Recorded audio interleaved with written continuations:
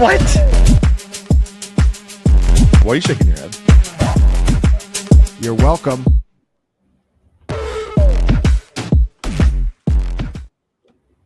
Tuesday night, once again, the best night in fantasy football. We have to apologize first and foremost. Our whole idea was starting early today for our wonderful guest, Jakob Gibbs. Unfortunately, our lawyer could not meet the contractual obligations put forth, had technical difficulties. We couldn't solve it. Jakob is going to miss this program this week. I know. Don't worry. We have, as I mentioned, another Jakob to help fill in. And boy, what a show to have you on, sir, because as a very wise and noble man once said, winter is coming. And with that comes pumpkin spice lattes. So we are going to revisit the pumpkin spice latte rule with some rookies. I'm excited. With us is Lucas Gilbert. We have Ryan Heath, but Jakob joining us today. First time on the program. We're happy that we finally got to, get in here and have you on and join us. People in the comment section have been looking forward to it since we announced it. Thank you for joining us. We are now in week 8. How has fantasy football treated you personally? Because for me personally, it felt like an emotional attack on my character. Yeah, Ryan's favorite Jakob is here. He said that to us all before the show started. I'm very excited to be here. Thank you for having me. The fantasy season is treating me pretty well. I've got a few teams that have been suffering through some rookie hardships, maybe went a little bit too hard with the hype on Colston Loveland and RJ Harvey and whatnot. I see in the chat here as we're starting that Mike Vrabel should be fired. The 5-2 Patriots. Mike Vrabel should be fired. Free Henderson. So I know I'm in the right place. I'm happy to be here with the sickos. Yeah, we can't let Ryan seethe in disappointment, knowing that my bet to take the under of 7.5 Patriot wins is already out the door unless something drastic happens. So I'm already losing money on that one, but. The Henderson stuff, Ryan, you had some insane comments from your tweet yesterday. Yeah, so I did, but so first, before I complain about people on Twitter, I just want to give a second warm welcome to, yes, my favorite Jakob. Very excited to have you on the program. For those that don't know, Jakob and I do a weekly show together called Mastering Matchups. That's over on the Beyond the Box Score feed every Thursday. So people should check that out if they like what he has to say tonight. But yeah, Jakob's just one of my favorite people in the industry, the Dank Stats master, amazing follow on Twitter. So yeah, everyone give it up for Jakob. But yeah, when it comes to TreVeyon Henderson, I'm just really tired of being unable to tweet in like an honest way about my team, my Patriots, my New England Patriots, without being accused of being just a fantasy bro. I'm allowed to have takes about my NFL team that I root for that are related to how I would like to see our players used that are separate from fantasy football, guys. Just like fantasy football in bio, I understand.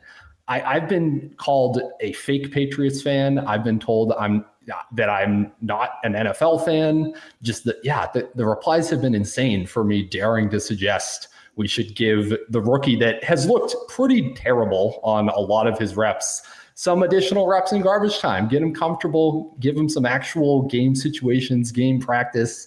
But no, we got to get Terrell Jennings in there. I'm not allowed to question Mike Vrabel because we're 5-2. That's all of this. It's all been impressed upon me today. I understand, guys. Thank you. Yeah. Welcome to living in a world of objectivity, Ryan. This is the world that I live in on a regular basis. It's nice to see someone else on the program be faced with such interesting and unique comment section. Of course, I feel like it's important to note, because if nobody's noticed yet, Jakob not being here was just a giant distraction that Ryan set up to distract the people from the fact that the desk is no longer blocking him into his room. He has now learned what freedom feels like. And with that, he has canceled Jacob Sanderson's internet service to bring his favorite Jacob onto the program. This was the master plan. I just put it together now. That's diabolical, but I respect the hell out of it. Before we get into the tiering and the latte, we talked about Henderson just a little bit. Funny that somebody mentions I'm a suffering RJ Harvey manager. We're going to talk a little RJ here. But Jacob, before we got into this, I wanted to ask, what rookie has impacted your fantasy football teams in the worst way so far? I am an idiot, and I drafted Colston Loveland ahead of Emeka Egbuka this year. In time premium leagues, I was extremely high on Loveland. So, of course, not only was it Egbuka, it was also Tyler Warren. And so I hope that you will enjoy my great advice today. It will probably lead you astray if that's any indication. It's been a good year. You know, we made up with it with some, big time around day Gadsden hits and whatnot. But gosh, the Loveland teams are brutal. Fortunately, like my Mark Andrews replacement plan to help, bridge the gap is also working well. Yeah. So those teams suck.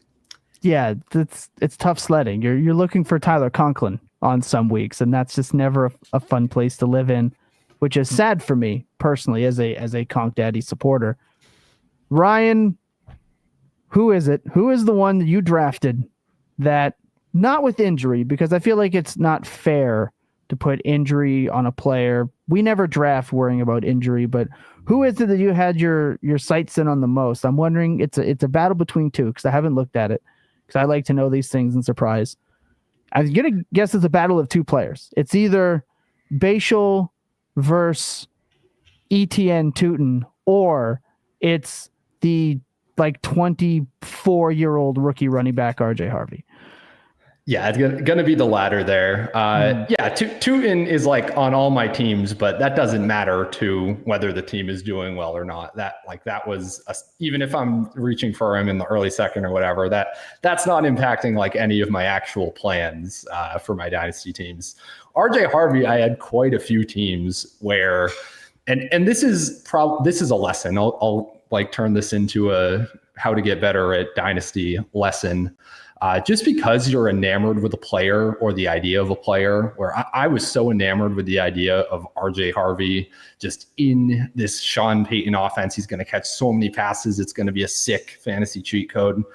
Even though I'm yeah, he's 24 years old, doesn't actually have that high of a value ceiling in Dynasty. You need a very specific build to justify drafting RJ Harvey highly, or to take him in startups or what have you. It needs to be sort of a win now build. I did that a lot because I wanted to have RJ Harvey exposure. So honestly, there are some teams that maybe should not have really been win now teams to begin with, that were shoehorned, whatever the word is, into being win now teams just for the sake of having RJ Harvey on them. And now they are just double screwed. So yeah, don't, if you're more of a portfolio player, do not allow your affinities for certain players to change what you're doing with all of your teams. That's just very obviously bad process as I'm speaking it right now into the void. It felt obvious when we were doing it too with Harvey. It felt like we knew exactly what we were doing, but we're smart. This is going to work out. Yeah. So that's going to lead me to mine, and then I'll send it to Lucas.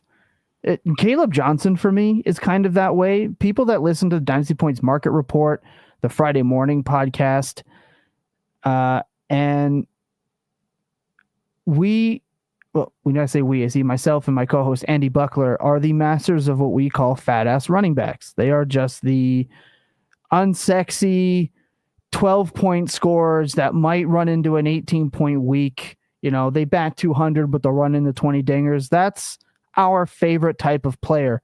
Kaleb Johnson was the fat ass running back king. He was the guy I liked pre-draft, Ryan, and I don't have player hashtag takes. Okay. I don't have takes derogatory, right? Not often. You tend to stay out of that argument.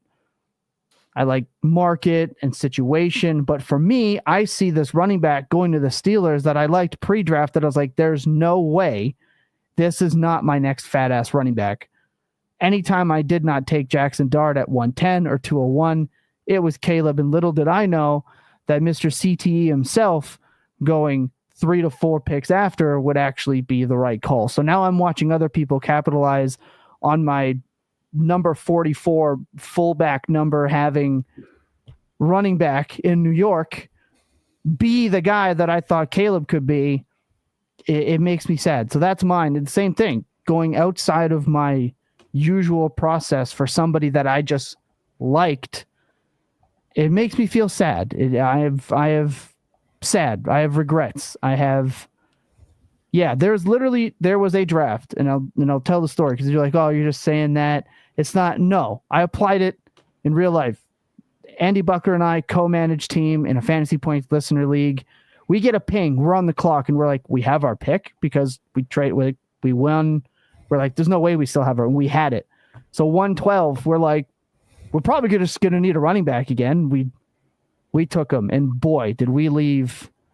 We left some players on the board, but we went back and looked, and it made us cry. It was just a default for us. So he was a default click for me by quote need that I don't normally make. So for me, God, there's Kaleb Johnson. He stinks. He might be bad for CFL standards. Like it is. He's on the fast track to a Canadian Football League practice squad spot. It is brutal. Jake Tribby will be writing about him in UFL columns in 8 months. Just terrible run out for me. Lucas, God, that was bad. So mine, like Kaleb Johnson was really high on him. I just didn't end up getting him on a lot of my teams, which thank goodness other fantasy managers have saved me from some mistakes this draft season. But the ones that they didn't save me from was Cam Ward. And that's who's hurt me the most so far.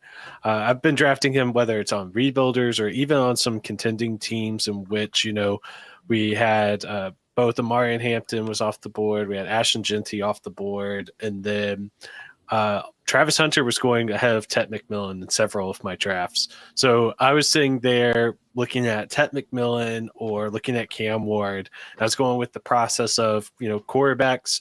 They're safer long-term bets in terms of like retaining their value. I thought that it would be a more flexible play to let some of my fringe contending teams like potentially trade him off and get additional value later. Instead of just taking Tet McMillan, who I liked, but I wasn't the highest on whenever, we were looking at some of the past wide receiver classes. So far it has been Cam Ward. He just hasn't been as good as any of us would have liked. Now, the situation in Tennessee is terrible, is horrible. I hope that there are better days ahead for Mr. Cam Ward here, but so far it doesn't look good, especially whenever you have Jackson Dart, who, how many games is he into his NFL career now? 4? And he's been playing ridiculously well so far. Couldn't beat the Broncos this weekend, but how are you going to stop a team from scoring 33 points in the fourth quarter for no good reason? And that's really not his job. But yeah, so far it has been Cam Ward. I will say I'm still trusting the process on that. Whenever you have a number 1 overall pick that you can draft at some point in time in the first round, I'm going to be trying to do that. But if you're on a team in which you need somebody, or it would be more beneficial for somebody to be consistently in your lineup scoring points, I might start leaning that direction a little bit more often nowadays. Yeah, William Scott says I'm terrified of drafting rookie quarterbacks in Dynasty, and it's not the way. You just got to draft the one towards the back end of the first round. I'm telling you, I talked about this on the mini pod that came out on Monday. And think about the quarterbacks that had a little bit of stank on them, that went a little bit later, and how their values have increased. You remember it? Justin Herbert was a 110 Superflex rookie pick. 110. I smashed that button. You've got Jackson Dart, 201, 202, even down to 204 sometimes. Michael Penix, 2.2 to 2.4. His value increased pretty much without throwing a football. towards the end of the year. And there's another one, and Jalen Hurts was the 301. It's just hilarious. Lamar Jackson was 1718 by ADP in his rookie year. It's Bo Nix. That's the other one. TD, thank you, appreciate you. Bo Nix was my other must draft at 201 here on this show. It just Mac Jones. Mac Jones was another one for sure. He definitely but not my profile. So less, and I think he was drafted pretty high, if I'm not mistaken, in that rookie class. Was he not? Nope. Oh, well, then I definitely did draft him. But those, I like to take my gambles on that, not guys that can't outperform Mason Rudolph in Tennessee. Shout out Cam Ward, bring back Mason Rudolph. Let's get some production here for Calvin Ridley. I digress. That's going to do it for that portion of the program. Sit tight, don't go anywhere. When we come back, we're diving into spooky season is on the way. We're going to go pumpkin spice season is on the way. I know Ryan is blasphemous and doesn't drink coffee, but we are going to hammer through his pumpkin spice program. Sit tight. Don't go anywhere. We'll be right back.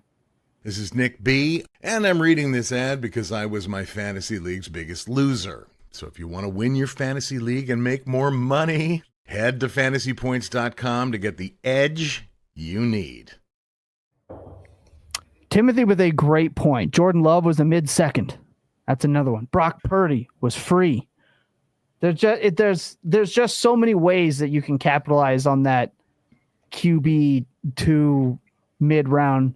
Guys like Milrow too. Yeah, you draft them. Maybe it doesn't pan out, but I'm going to have a bunch of them anyway, just because. So it's just, don't be afraid to draft rookie quarterbacks, William. Listen to this program every year. I promise you, if I can do one thing in this industry, it is find some disgusting, stanked out, nobody wants some quarterback that you will be able to play for a year. Have faith. You know, I'm surprised you weren't a bigger Will Howard fan. All right, I like to stretch the limits of the imagination, but let's, come on, give me a little bit of how you doing there. No, thank you. I'm good. Will Howard. All right. Enough. Should I explain the pumpkin spice scale and what it is we're doing here? Let's get it, because if Lucas goes full Devi one more time on this program, we're gonna have a problem. All right. So for those who are not aware, it has long been a bit on this show, a bit in Jacob Sanderson's Substack, all of his content, which makes it even more annoying that he is not with us. But basically, the saying goes, you are not allowed to worry about rookies and their usage, their fantasy points, or what have you. Don't worry about rookies until you are craving pumpkin spice lattes. So we said this in mid-September when we did the original panic show, telling you not to panic. Now I am craving pumpkin spice lattes, only hot ones, because I don't drink iced coffee because that shit's terrible. But a nice hot pumpkin spice latte, it would kind of hit right now here on October 21st. So we are going to discuss a bunch of rookies, and we are going to put them up here on the pumpkin spice scale. We have the Venti pumpkin spice latte. This means it's the highest level of panic. We think they are dead forever. We'll see how many players make this. There was some argument before the show that nobody should be dead forever, but we'll see when we get to some of the names. The Grande pumpkin spice latte. This is just going to be, they are dead for this year, but you're going to keep a candle lit, keep hope alive for next season. And then we've got the iced pumpkin spice latte, which is the worst one, to be clear.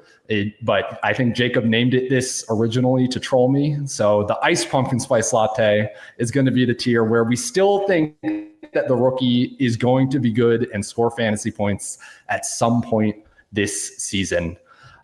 So we have a big list here, but I think the guys we want to start with are going to be the Texans wide receivers, just because we saw them play on Monday night last night. So that's going to be, I'm just putting them up here so that I can easily see them. But Jayden Higgins, Jaylin, Noel, I'm going to throw it over to you first, Jacob.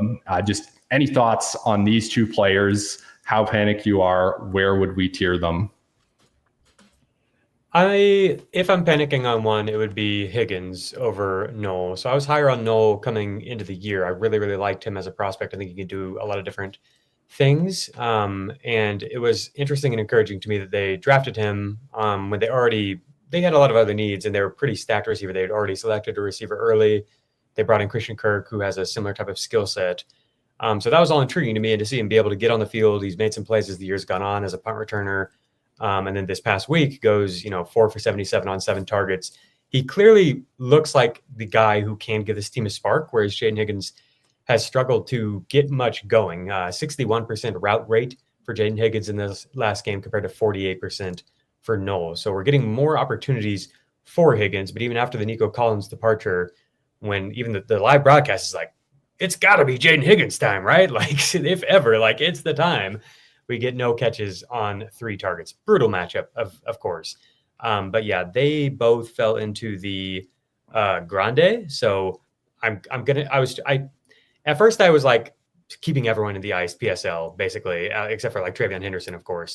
And I didn't want to just come off just ridiculously, unrealistically optimistic. And so I went a little bit harsher. They're in the same tier to me as Kyle Williams and Tre Harris in this Grande PSL. I'm going to agree here. I would also have them both in Grande, but I do feel very differently about them. Like if we could have sub tiers, Higgins would be a lot closer to the Venti for me. I don't want to say that any rookie is totally dead when he's only gotten limited opportunities after 7 games. But to me, the biggest issue with both of these guys is I just think this offense is completely non-viable.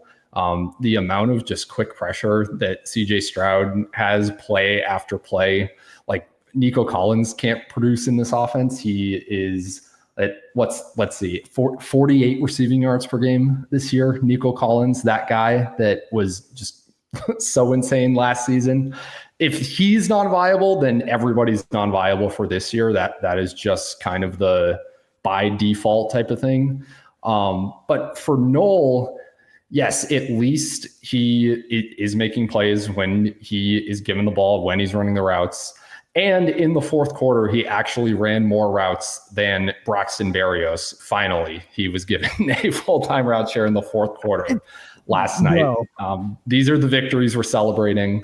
But that is where we're at. And the only other thing is that with Higgins, kind of the take on him around the industry for a lot of people, Matt Harmon, I know included, was that he might be best deployed as like a power slot. So you kind of have set up this multi-leg parlay now for Higgins to succeed, where he not only does this team need to figure out their offensive line, not only does Higgins need to get on the field over Xavier Hutchinson and beat him out whenever that's going to happen, he also needs to get power slot usage over Noel, like the guy that was just as productive as him next to him on the same team in college. Like that's like way too steep of a parlay for me, and is why I would almost lean toward going Venti for Higgins. I think you agree with me then. I have Noel above Higgins. And above meaning like you feel better about him. Yeah. So agreed. I would take Noel straight up over Higgins in any format right now. Yeah. I feel like one of them needs to be slapped into Venti. Look, you got 3 wide receivers on that team that were drafted to produce fantasy points, and they have CJ Stroud throwing them the football in an offense that can't produce anything.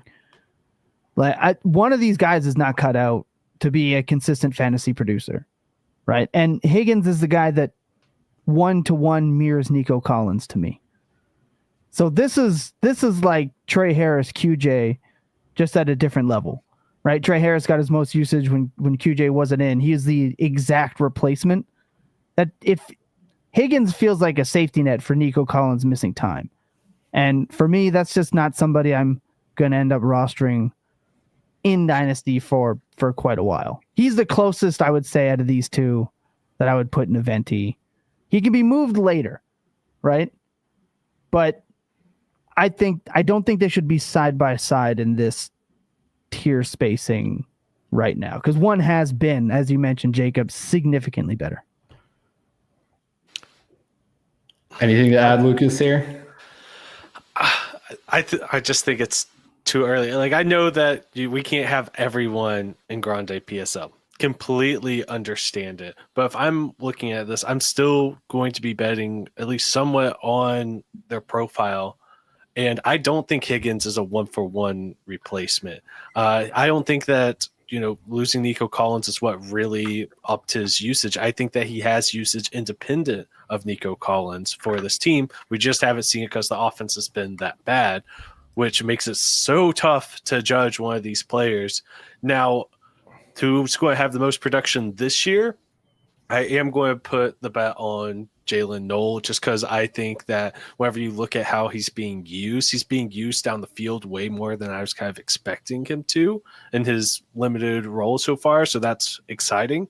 And he is a very fast guy, but I was kind of expecting them to use him more underneath and let him use his yak ability to kind of gain yards, but he's been separating downfield.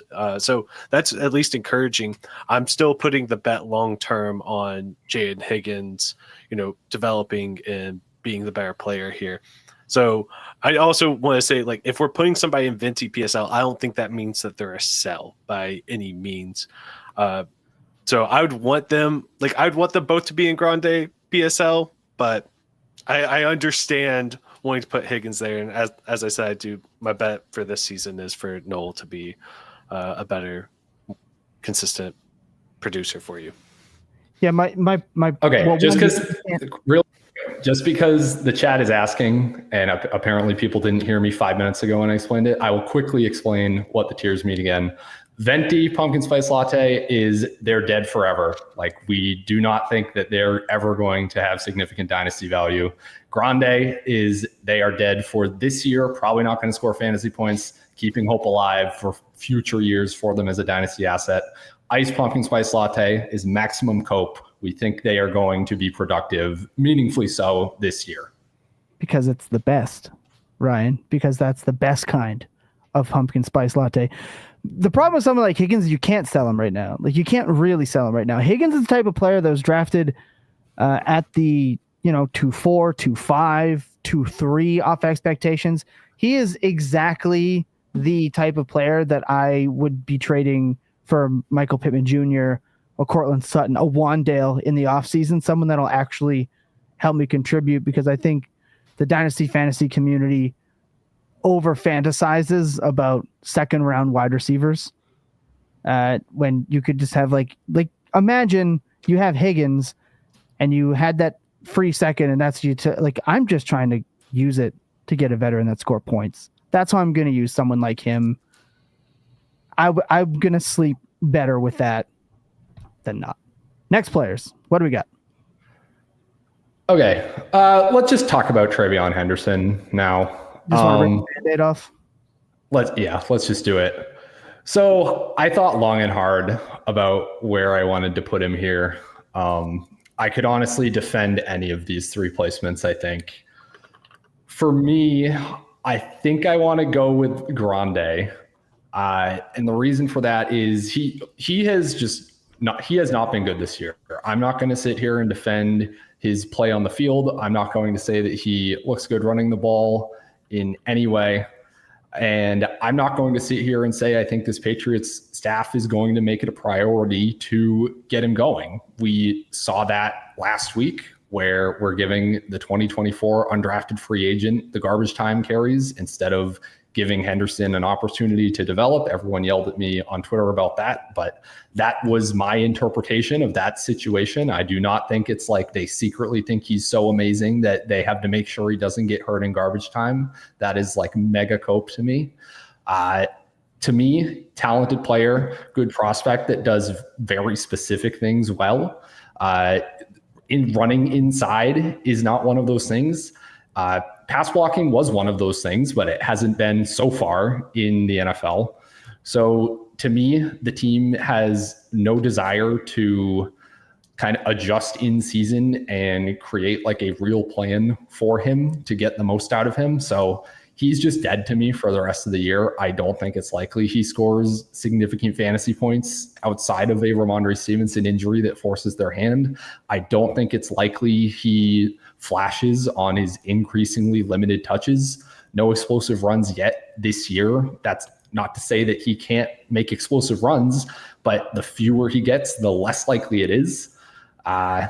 And I guess the only reason I don't say dead forever is just because it's pretty rare that round 2 running backs are dead forever. Like we saw this with Trey Benson this year, had like an immediate dead cat bounce. Like these guys will get chances later in their careers. But it's very much going to be like we're getting TreVeyon Henderson hype like at the combine next year, and Josh McDaniels is deciding to say nice things about him, and then dynasty managers will like be back in. So you will at least, I think, have like value or like a trade off ramp to him at some point in the offseason would be my guess. I don't think you can really sell him now. But yeah, that's where I'm at. He is a grande for me. Same here. He was the first player who I moved, and I immediately put him in grande. Like Ryan said, even though it's trending really bad, we're clearly on a downward trajectory where the playing time is decreasing. This is a profile who will get more opportunities. I mean, there are teams who probably were willing to take him in round 1, if I had to guess. So even if it's not with the Patriots, at some point he'll get another chance. But everything looks awful right now, so he's probably dead for this year. And we know historically round 2 running backs are safe in terms of sustaining their value, no matter how they're performing. Sure, it's awesome whenever they're performing well, but even if TreVeyon Henderson doesn't really do anything this year, people are still going to want to be buying him next offseason, or they're going to think that they can try to get him for cheaper just because of how he's been performing.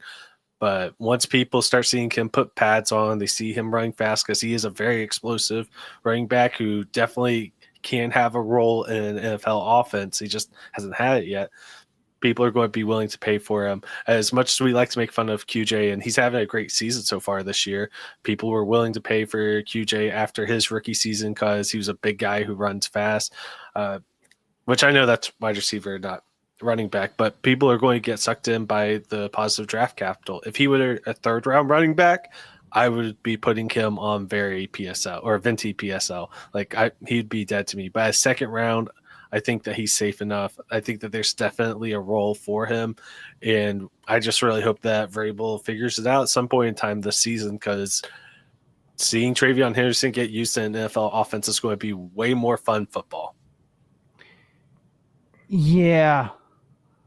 He's going to be there for me as well. Look, I'm starting to develop a pattern.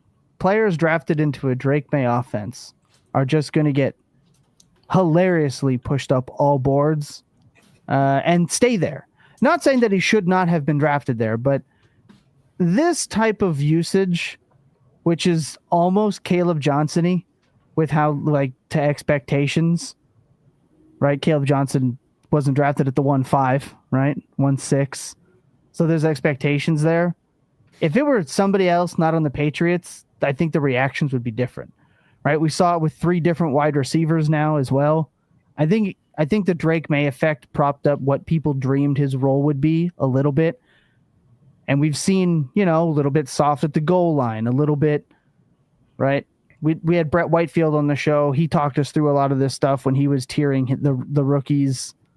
So I think maybe there are more red flags than we wanted to see. I think maybe we had Drake May Patriots blinders, maybe a little bit, but he's not dead to me forever. Because again, I like fat ass running backs, and maybe TreVeyon's just destined to not be a workhorse, be a little bit more of a role player. But that role player can still have value. A lot to be determined, but I'm gonna stay on the fence here.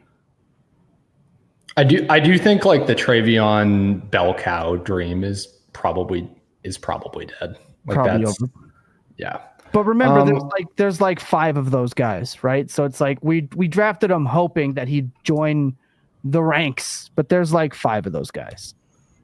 Yeah, or I guess bell cow is the Jahmyr Gibbs 60-40 usage or whatever. Well, is probably dead. But Yeah. all right. I mean, Jahmyr Gibbs was the worst thing to happen with TreVeyon Henderson and how we looked at him. I don't think that what he's done in the NFL so far really is a concern with what we thought he was coming out of college. We knew that the Buckeyes brought in Quinshon Judkins to be there in between the tackles running back because they had TreVeyon Henderson, who is electric on the outside, is elusive as can be, and ridiculously explosive, but he's just not an effective in between the tackles runner. Even in college, like, he was good, but they had the ability to get Quinshon Judkins, and it won them a national championship by having Lightning and Thunder there. So good for them. Going into the NFL, really shouldn't have expected too much. The most concerning thing to me has been that the pass blocking hasn't quite translated to the NFL, because that was what I think convinced everybody, especially like the film bros, to look at him and say, oh, he's a can't miss prospect because he's going to earn time to be on the field during these passing downs because he can pass block. That's going to buy him these safe opportunities, make it to where he's going to have some type of value just because we're going to see an explosive running back on the field for passing downs. And it hasn't materialized yet, whether that is, something wrong with his fundamentals in it. Maybe it's something with how they're using him, or he's just not showing it enough in practice for them to fully trust him. I don't know. We can go down a lot of rabbit holes here, but that's been my biggest concern. I'm not too concerned with him as the running back at this point. I've got a not a player comp, but like a fear, let's say. And it's just kind of Duke Johnson-y, right? Just to like a different like a guy. How long did the fantasy community be like, just let Duke Johnson be the guy? And he never was, but he caught a ton of passes. He was valuable at times, but everyone was like, just let him be the guy. This is the year. This is going to be the year where it's Duke Johnson, and it just wasn't. That's my fear. I like Duke Johnson. I think Kenyon Drake's a little bit more realistic. That's a good one. That's a good one. And it's mainly just because whenever I think of Duke Johnson, I think of his like breakaway speed. I don't think of him as much of a lateral athlete as TreVeyon is. But yeah, I think that Kenyon Drake is probably... Yeah, that's a good one. Yeah, it might be a safe bet for where TreVeyon can end up. I don't think anybody really is rooting for that. Like, Drake was still a good NFL running back, but we want to dream bigger with TreVeyon. Yeah. It's not bad. All right, next player. Let's try to get through these a little faster if we're going to try to do all of them. Let's go Colston Loveland. I'll put him in iced for myself. You guys are welcome to disagree. He ran every single route on third downs in week 7. Cole Kmet obviously left early with a back injury, but that was also similarly to the usage we saw in week 6 coming out of the bye. Whereas before the bye, it was almost all Kmet on third downs. The Bears run a ton of 2 tight end stuff on early downs, so it's kind of hard to parse the usage just overall or on first and second down. But yeah, Loveland running the same number of routes as Roma Dunze on third downs last week has a chance this week against the Ravens to actually be fantasy relevant. I'm going to have him ranked inside my top 15 tight ends. Maybe this is Cope, but I mean, I haven't seen anything from Loveland to make me think he's not the prospect we thought he was. The opportunity just hasn't been there yet. I remain very optimistic. Jacob, anything else on Loveland here? You already know, man. I have Loveland at the top of the Iced PSL tier. This is the week. I'm, probably just going to end up crying a lot after this week, but I feel like this is the week. All right. Yeah, targeting Lucas. Yeah, that's are the we way to coping? go. Yeah, I'm good here. Look, we're spoiled at tight end, right? That's really what it is. If you were drafting him expecting like immediate Laporta production, that should have been a warning onto you, sir. There's still rookie tight ends. It is rare that we get like just elite. We're just spoiled lately. That's all. Also, though, if you do look at like tight ends who were drafted in the range that he was, that have produced as little as he has, they're almost all terrible. So I just do want to be honest about the situation. Like, I love Loveland. I'm very excited. I think he's a really cool player. there's a chance that he comes out this week and is like, holy crap, this guy can do stuff that almost no one else at this position can. Like we just saw with Ronde Gadsden, that all could happen. But at the same time, like he's done nothing. He's been banged up and the offense has been trying to figure itself out, is what I would say basically, where like they do a lot of, I think Ben Johnson does a lot of hand holding with Kaleb and getting very specific plays designed for Kaleb to like follow his instruction. And for Loveland to be trusted as part of that, he has to know everything about it. He like really has to be on his crap to be doing that. And I think it makes sense that instead of that being the case, especially because he started the season slow with the injury, instead we've seen him kind of just filling a cardio role. So I don't want to overreact to the production note that I brought up, but it is just true that like it's not a good start. It's not an encouraging start at all. I don't think we should just wave it off because that might be cope. Who are like the top 12, top 15 tight end busts? There's OJ Howard. It's like him and like I don't remember, Pettigrew maybe. It was a bunch of guys like that. I don't remember off the top. Winslow Jr. Is he in that? I don't know how early he was drafted, but year. Yeah. I did this like 2 or 3 weeks ago. He hasn't really played much since then, and he also hasn't produced when he has been out there. So I doubt that it's looking any better now. TJ Hawkinson took like a year basically to do anything, right? Not that Hawkinson is like the ceiling outcome that you want or whatever, but that was like a Eric Ebron player with real dynasty value. Eric Ebron, yes. So I think that rushing tight end legend Eric Ebron, mind you. Yeah, it's just so tough, especially with Loveland, because I think so much of this is out of his control. And I think, you can make that comment for a lot of the rookies that we're seeing here right now, is that so much of it's on how coaching staff's using them or the difficulties that their offense is facing because, they have no talent around them. There's definitely talent in Chicago. They're just filling in a bunch of new pieces here. And I think that Loveland was like an elite tier tight end prospect, just with the way he's used the like his draft stock wasn't based off of athleticism because he couldn't test. So nobody really knows exactly what his numbers are, but he's, an A+ athlete. It wasn't based off of him being from a pro style offense in which he was an amazing blocker like OJ Howard. And also just a ridiculous athlete. Like he was drafted this high because he was a technician, because he can get open the way that Michigan used him whenever he was the only option in that offense. He was able to just dominate teams, even though he was the only player on the field that opposing defenses had to be remotely concerned with. And he did all of that while also being banged up. Like this guy, I think, is going to be really, really good in the NFL. I would put him in Grande PSL just because I don't want to bet on it for this season. He's a rookie tight end who still has to learn a whole awful lot for the NFL, but I think he is going to be ridiculously good. He's somebody that I'm going to be targeting consistently this offseason. We know that rookie tight ends, even in the first round, they're not protected by draft capital. If they're not producing, they're going to start going down. But I think that if you're looking at him, he's somebody who in year 2 is going to just absolutely explode. I am so excited for him.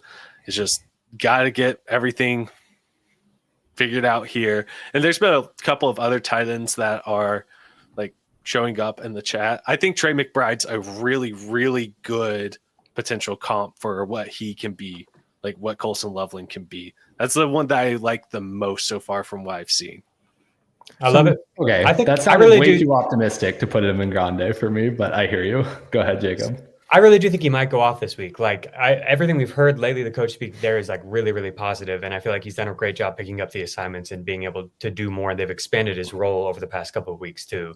I did find the list. So I want to back this take because it probably came off too negative sounding. And I forget that I'm on like a Dynasty exclusive show. And when I did this research, it was looking at year 1. And so it was like this year he looks screwed. But there are definitely players on here who had good careers. Vernon Davis is on this list. Yes, sir. Heath Miller's on this list. Even like Greg Olsen had a very good career. Even like Dustin Keller had an okay career. But the other players are like Brandon Pettigrew, OJ Howard, Bubba Franks, Hayden Hurst, Daniel Graham, Mercedes Lewis, like a bunch of guys that were terrible. So it's not a great start, but I definitely am keeping the candle lit. Somebody said Hayden Hurst in the comment section. It's made me want to curl up into a ball and vomit. So thank you for that. Yeah, Nice that was reminder such a that traumatizing draft class for you, Thomas. We That was- traded I down can't believe you twice. guys had Hayden Hurst. We traded down twice, but we appreciate the Patriots letting us trade back up and getting Lamar Jackson. That's shout out. And Like, getting Mark Andrews in the 3rd round. Anyway. That's why Hayden Hurst is a worse pick. That's worse. Anyway, carry on. All right, let's knock out a few more of these running backs. Can I just put Kaleb Johnson in Venti PSL? Is anybody going to say, like, can we just skip through this? Does anyone have like a positive Kaleb Johnson take? It makes me so sad. I want to have something positive because I loved him so much as a prospect, but I can't find a redeeming quality right now, and it breaks my heart. I put him in Grande. I wouldn't be surprised if he gets another chance at some point, but I have only one player in Venti, so I'm totally fine if we want to move him down. All right, let's leave him in Venti. We can maybe reshuffle and reorder once we get everybody on the board, and if we want to, make sure we have lots of guys in multiple. And tiers, I will point out with Kaleb that he is a 3rd round pick. He reminds me too much of Trey Sermon, whenever Sermon was a 3rd round pick, and that has me just petrified. Yeah, the thing with him, like, people are like, well, it's because they didn't have a second. Yeah, and no one else in the NFL cared enough to draft him ahead of the 3rd round either. So he just was what he was. You're right. Trey Sermon is like but he got on the field. Like, Kaleb Johnson is so hated that Aaron Rodgers is like giving him the point. No, get him out. When you're getting mopped by Kenneth Gainwell, Jover, right? Like, it's just, that's it. You can't blame that on Arthur Smith, bruh. All right, Bhayshul Tuten. I would have him in the Iced PSL. Let's go. Still am coping. I still think he's going to do something this year. I think it might be as soon as week 9 when they are coming out of the bye. He has been on the injury report with a shoulder injury since week 3. From weeks 3 through 6, he was listed with his shoulder injury. He was limited in at least one practice, and I believe all of those weeks, or in the entirety of some of those weeks. His carry share came up in week 7. Etienne's came down to its lowest since week 2, which coincidentally was the last time Tuten was not on the injury report. I'm not going to sit here and say like Tuten has looked so much better than Etienne or anything like that. He has made some mistakes to my eye for sure, but I think Liam Cohn is open to getting Tuten more involved out of the bye. The September ETN thing is like literally came true almost exactly how I said it, where he was at 6 yards per carry in September, under 4 in October, like he does every single season of his career. Say it with your chest. Obviously, like the matchups are part of that, game script, all of that. Not going to pretend like a running back solely owns their YPC or anything like that. I obviously don't believe that, but just the idea that because Travis Etienne is averaging 6 yards per carry in September means we have to be out on Bhayshul Tuten was always ridiculous.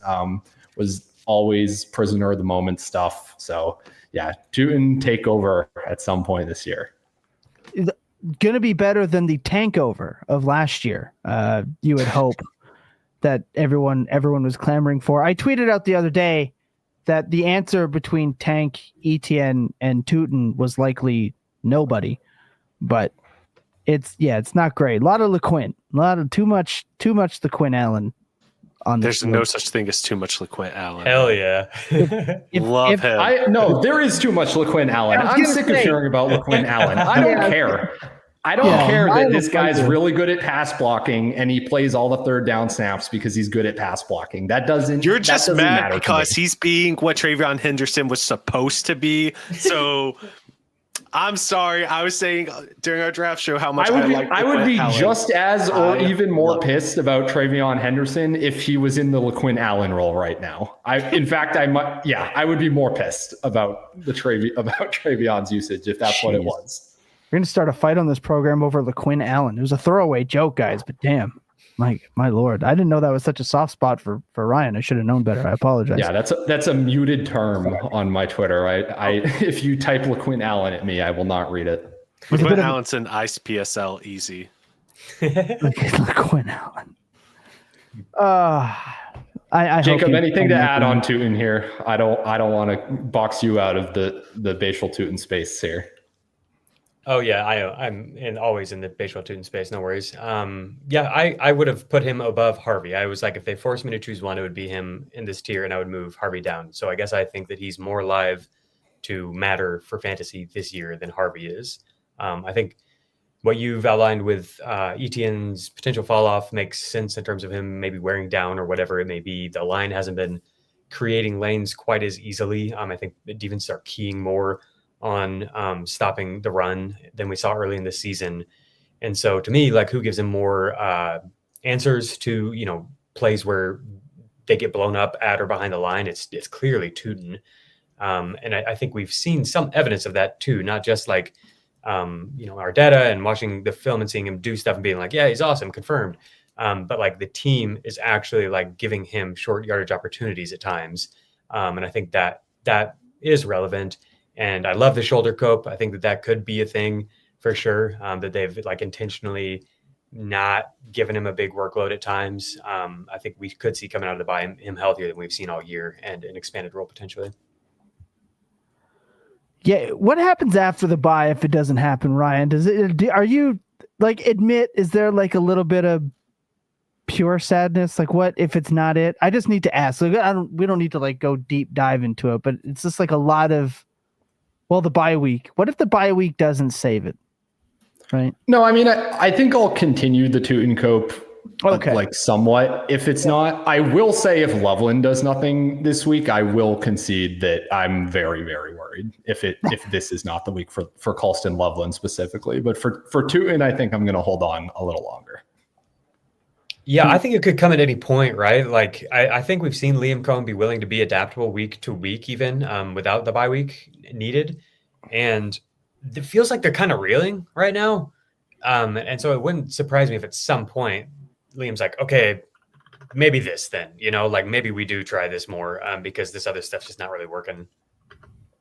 So I'll be there coping as well the whole way through. I love it. It is Sweet. encouraging whenever you're looking in the data suite to see like wherever Tuten guy's injury, his yards after contact went way down, and it's starting to now creep back up. He went from 1.25, 1.251 to 2.2 this past week. So probably feeling a little bit better. Everything else I think is a little bit more variable, but something that's more in his control. That's an encouraging thing to see. If only you had Mac Jones to run that offense. All right. You mentioned Harvey, Jacob, so we can just knock him out now. I'm not even going to give my Harvey opinion. Why don't you give your Harvey opinion? I'll put him wherever you say, and I'll let these guys hop in. And then maybe, yeah, I don't think I can think normally about RJ Harvey. I already ranted about him at the top of the show. I put 6 players in Iced PSL and 6 in Grande with only 1 in Venti. And Harvey was the last player that I put in Iced. I feel very nervous about Denver's offense. It's not going well at all. Like, I feel nervous about Trevor Lawrence, like if only Mac Jones were there. Like, that's kind of how I actually feel when I watch them. I feel worse about Bo Nix, man. Like it was like all the fears that I've had the whole way that Bo Nix was like an imposter or whatever. Like, they're just like so resoundingly like there this year. And I don't know what to do with it. Like, on one hand, I know that I had that bias coming in. And so I'm like, am I looking for them? But like, everybody is seeing it. Everybody is saying it. Like, they aren't running a real offense anymore. They tried to at the beginning of the year and it was like not going well. He's making crazy decisions and inaccurate throws. And now they're like trying to do all this gimmicky stuff. And it's like, it looked like they're about to get the crap kicked out of them by the Giants. Like it's just not working at all. I know that he just put up 40 fantasy points and stuff. So that's going to sound like a weird take, but like, man, it has been really, really rough to watch his offense. And in the way that I said, like, it makes sense to me that maybe at some point the coach is like, okay, let's try more Tune because this isn't working. I wonder if at some point Sean Payton might just be like, let's cut out the Harvey and stuff like that we've been trying to make happen and just like kind of go with this. Like what we saw at the end of the game when they came back was like a lot more just tempo, just like, and that was working, and Dobbins was in for a lot of that. Just like more kind of normal offense. And so that, I don't know what to expect with his offense at all. But I haven't seen any signs really that like Harvey is moving into a bigger role or should move into a bigger role. Tom? The problem with me is, and always has been, even beyond Bo Nix, is the guy calling plays at Sean Payton. He's in Grande for me because he's a running back, and I always need those. But Sean Payton's the real problem here, and he has been with all of his running back deployment forever, from the Taysom Hill reign of terror and beyond. He's just a nightmare to count on consistently all the time. Like, his players always do well, but there's not like a level of sleep easy with RJ. He's one of my least drafted rookies of this entire class because it's just the same story I had all off season. The whole lead up was that I was afraid of Sean Payton. I'm going to remain afraid of Sean Payton. I'm not even going out to buy RJ Harvey right now. But if I have him, I'm not like excommunicado level. Like, he doesn't deserve to be in the Kaleb tier. That's why he's in the middle. He is in Venti PSL for me. I am completely off of RJ Harvey.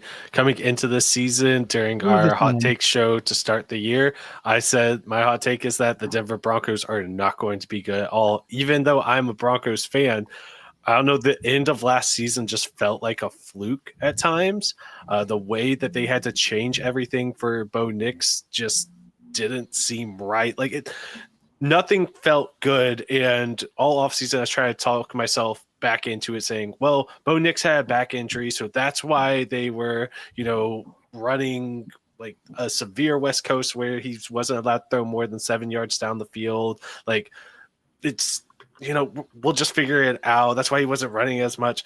But yeah, to start the season, just everything feels so off. We've only seen RJ Harvey eclipse more than 6 carries once so far. And even then, like, he was just kind of effective. He hasn't done anything to get me excited so far.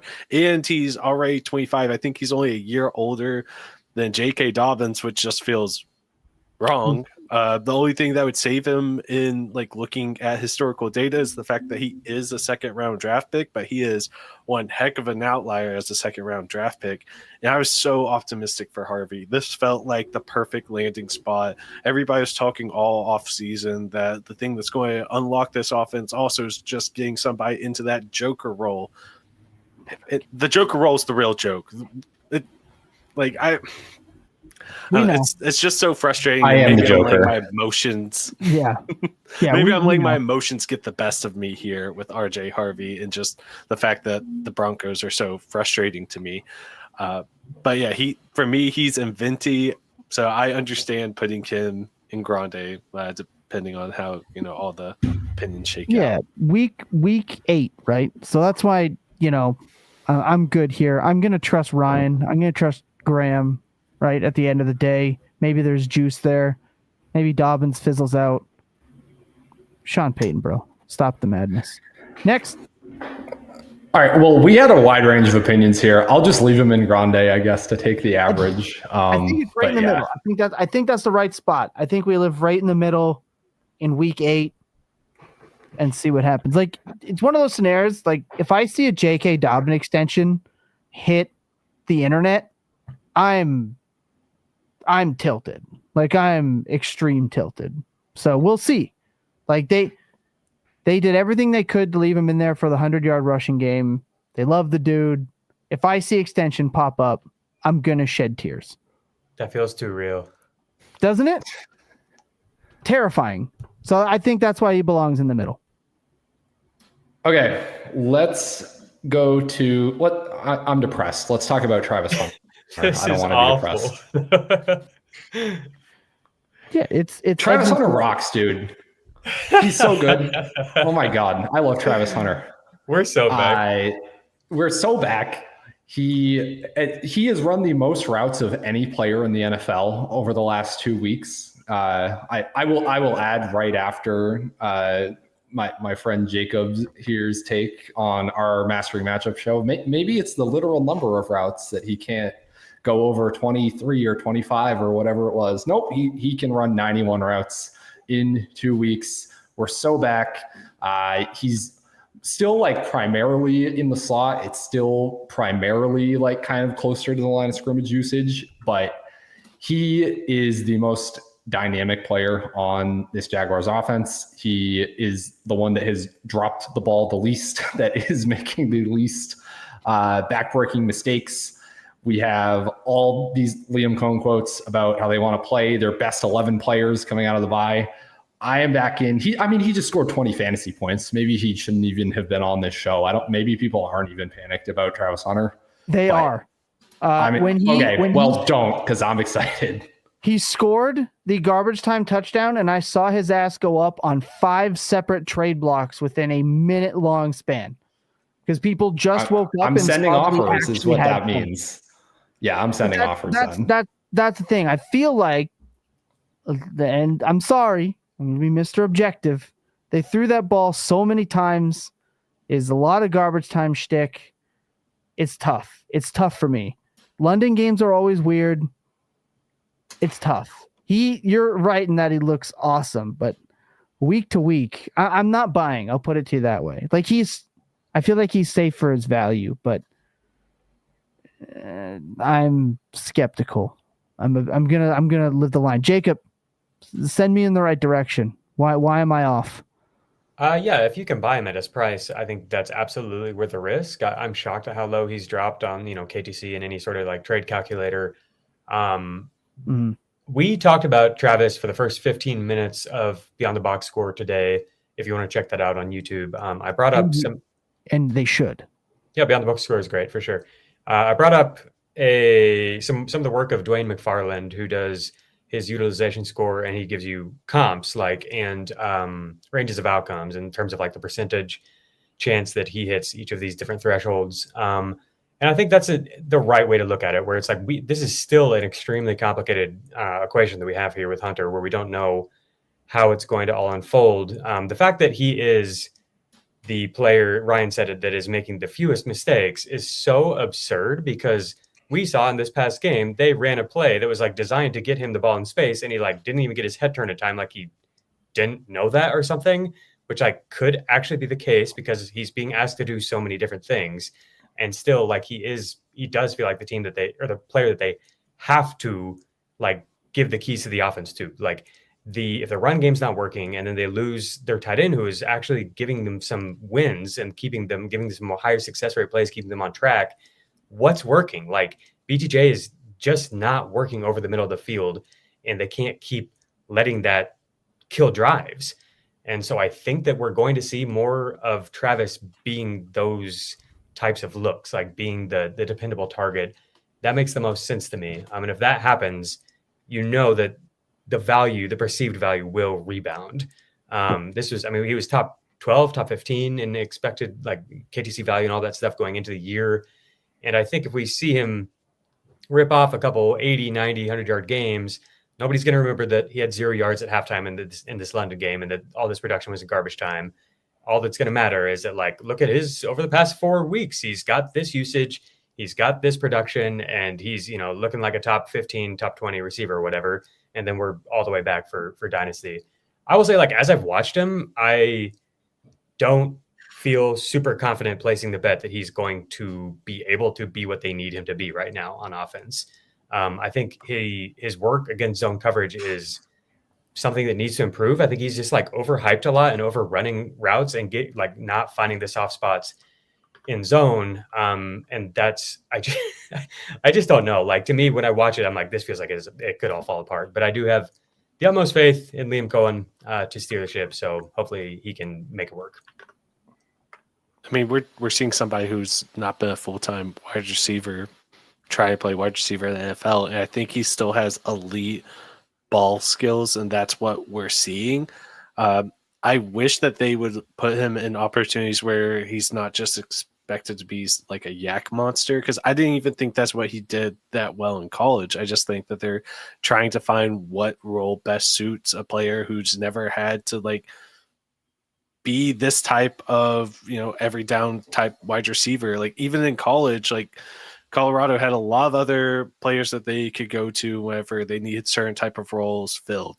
Like this guy, you need to throw the ball up, let him go do something special with it, and the rest of it will figure itself out here. It is nice to see, though, like some of his metrics, slowly going up over time, looking at first downs per route run. Like, love to see that kind of stuff's going up. I don't think London's a fluke here, and he's definitely Iced PSL. I don't know what his final outcome's going to be, but he definitely has the potential to be a top 5 wide receiver in the NFL. And if you can be buying him close to what people were drafting him for to start the year, then absolutely buy that, because there aren't a lot of players in the NFL who can be top 5 at their position. They just aren't. So you want that type of ceiling. All right. 2 guys I think can be quick. And I say that because I honest to God have like zero take on these guys, and I kind of default to they're probably dead. Jack Bech and Kyle Williams. So I'll just throw that. I'll just throw that up to anyone who wants to take a stab at telling me why Jack Bech and Kyle Williams should have our consideration right now. I love them. I love them so much, but they hurt my heart, and they're going to stay on my roster for a very long time without ever starting for me, and it kills me. I like Kyle Williams a little bit more just because of what his role could potentially be. Jack Bech is extremely replaceable in what I think he can do well, and he hasn't earned that opportunity yet for the Raiders. Now, if there's actually a trade and targets open up for him, we might be able to move him into Grande, because he might have like 2 weeks in which he gets 13 targets because the Raiders are throwing the ball a lot and Jacoby Myers is no longer there to catch it. But I think Kyle Williams long-term, with how great of like a vertical route runner he was in college, and the fact that if Drake May had that in this offense, I mean, it would be unstoppable and we'd be drooling even more than we already are. So, but they're both probably Venti, and it just hurts my soul. I can't be drilling more than I already am when it comes to Drake May and Kyle Williams. I go back and watch Kyle Williams preseason film every night before I go to bed. And I think Ryan deserves all of the nonsense that he engages with Twitter haters for this take. One of these guys is attached to Drake May, dude, and he's a route winner. He's freaking awesome. And his team has had no one emerge at receiver. I guess Diggs, but he still can't be a full-time player. I'm sorry, Stephon Diggs is like the wide receiver 5 in targets and yards over the last month of the season. Like, he's kind of balling. He has emerged, I would say. He's played well, but I just don't if he can't be out there all the time. Maybe that's just Josh McDaniels thing. Maybe he can be, and maybe McDaniels chooses to rotate them or whatever. But to me, he hasn't emerged as the wide receiver 1. It's more like what Antonio Brown was doing during the Tampa Bay Bucks tenure or something like that, where it's yeah, he is pretty nasty, but if you need somebody who can actually go out there and win routes, and maybe this is a crazy person take, I really do think it's Kyle Williams. I think he's the best route runner on the team. The problem is, look, I love everything that everyone is saying.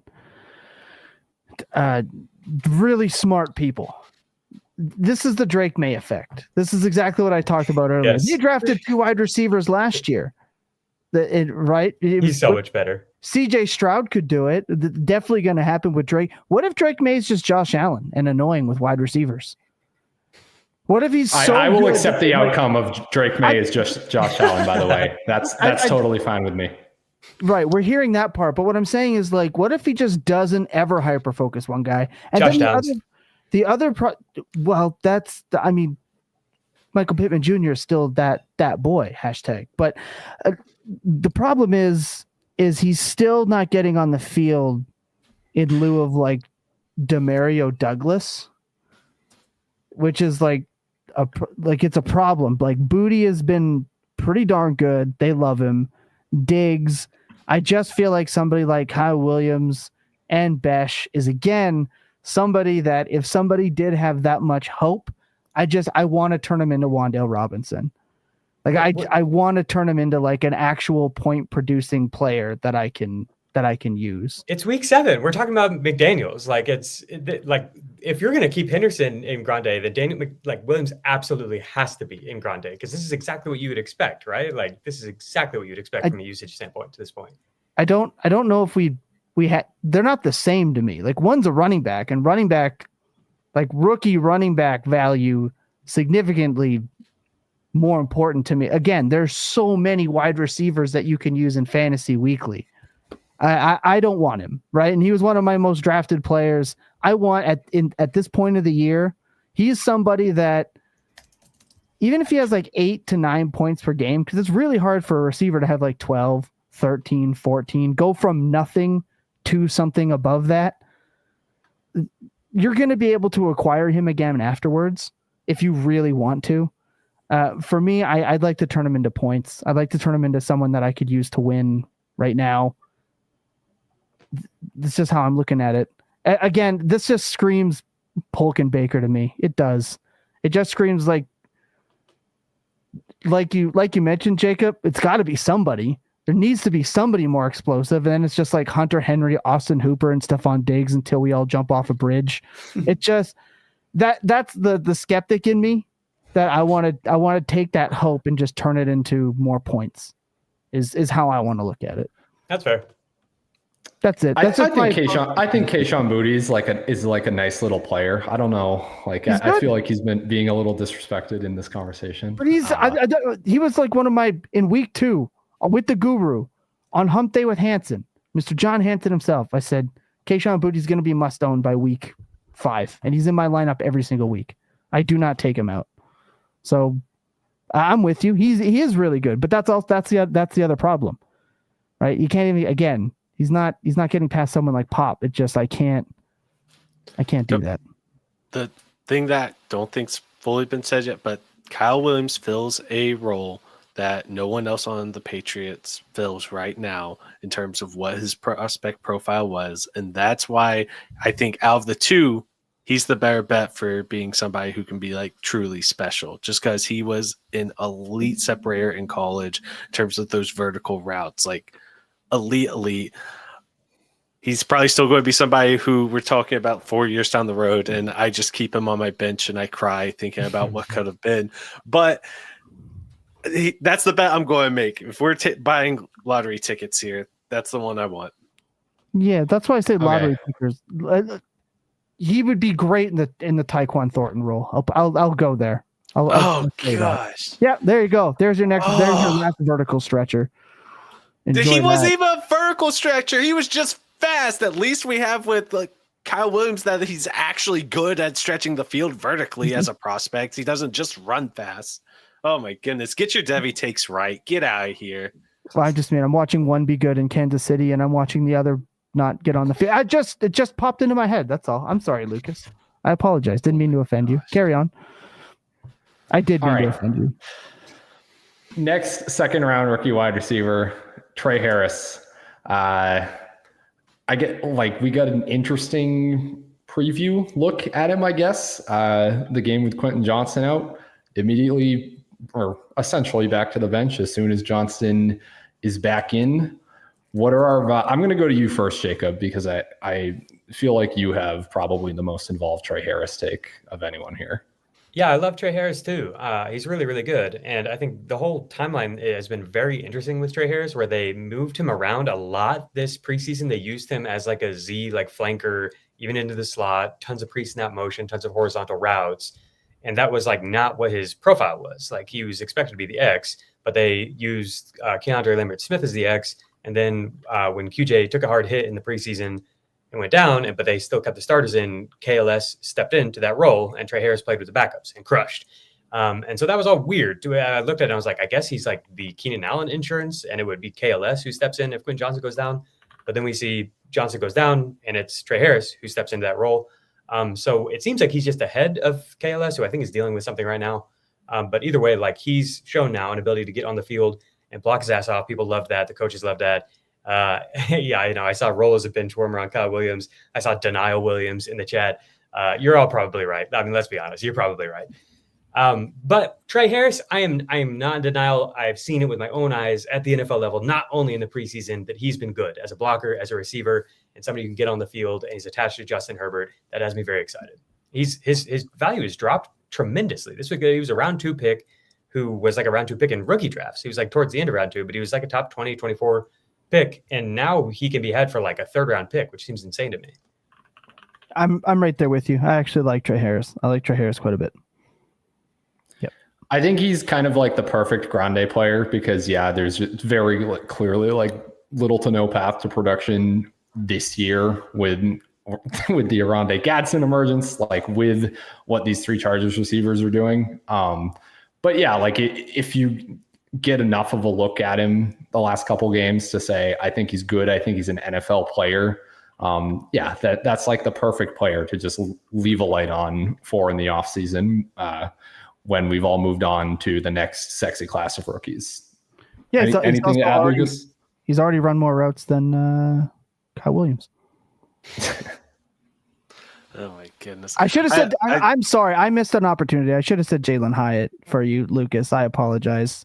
I didn't mean to go. Jalin Hyatt also hurts me, but I'm much higher on Kyle Williams than I ever was on Jalin Hyatt as an NFL prospect. Even though I am a Tennessee fan, it hurts my soul. With Tre Harris, he was such an intriguing prospect as somebody who just consistently separated downfield. His yards per route run were off the charts. I don't even know how many times Scott Barrett has tweeted out graphics about just how good Tre Harris was in college, but he didn't test like the elite like separator or elite like downfield threat that he was, and everybody was kind of like, I don't know what to do with him.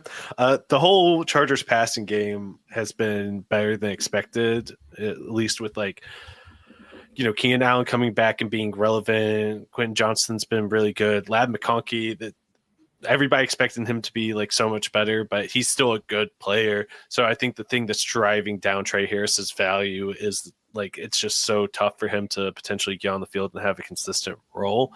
So if you can buy him for a 3rd round pick, absolutely would. If you can get him as a throw-in into any potential deal, absolutely would.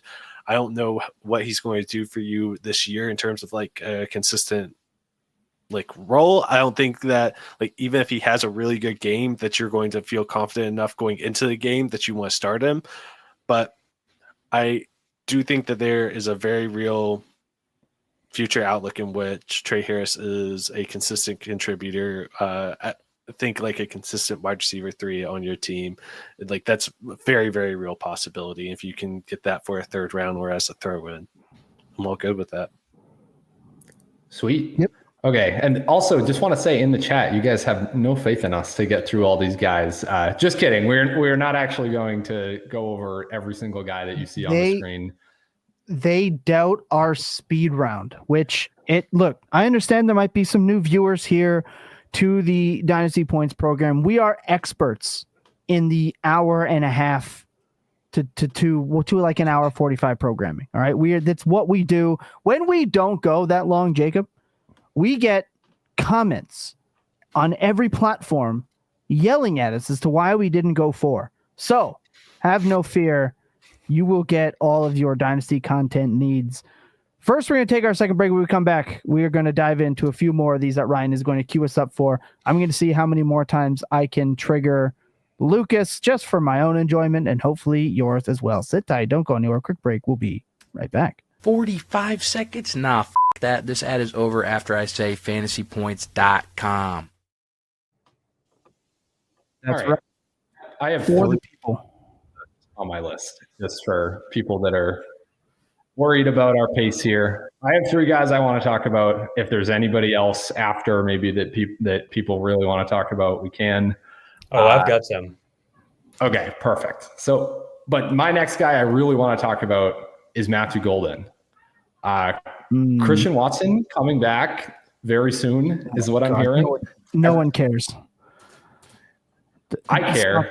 Stop. I know you do, but I'm doing this for your own good, Ryan. Like just as a friend, you're a close friend of mine. I want you to know Stop. We're going to have an online intervention. Be like, Ryan, we're doing this live stream, right? It's just us. It's like a little bonus live stream. Boom.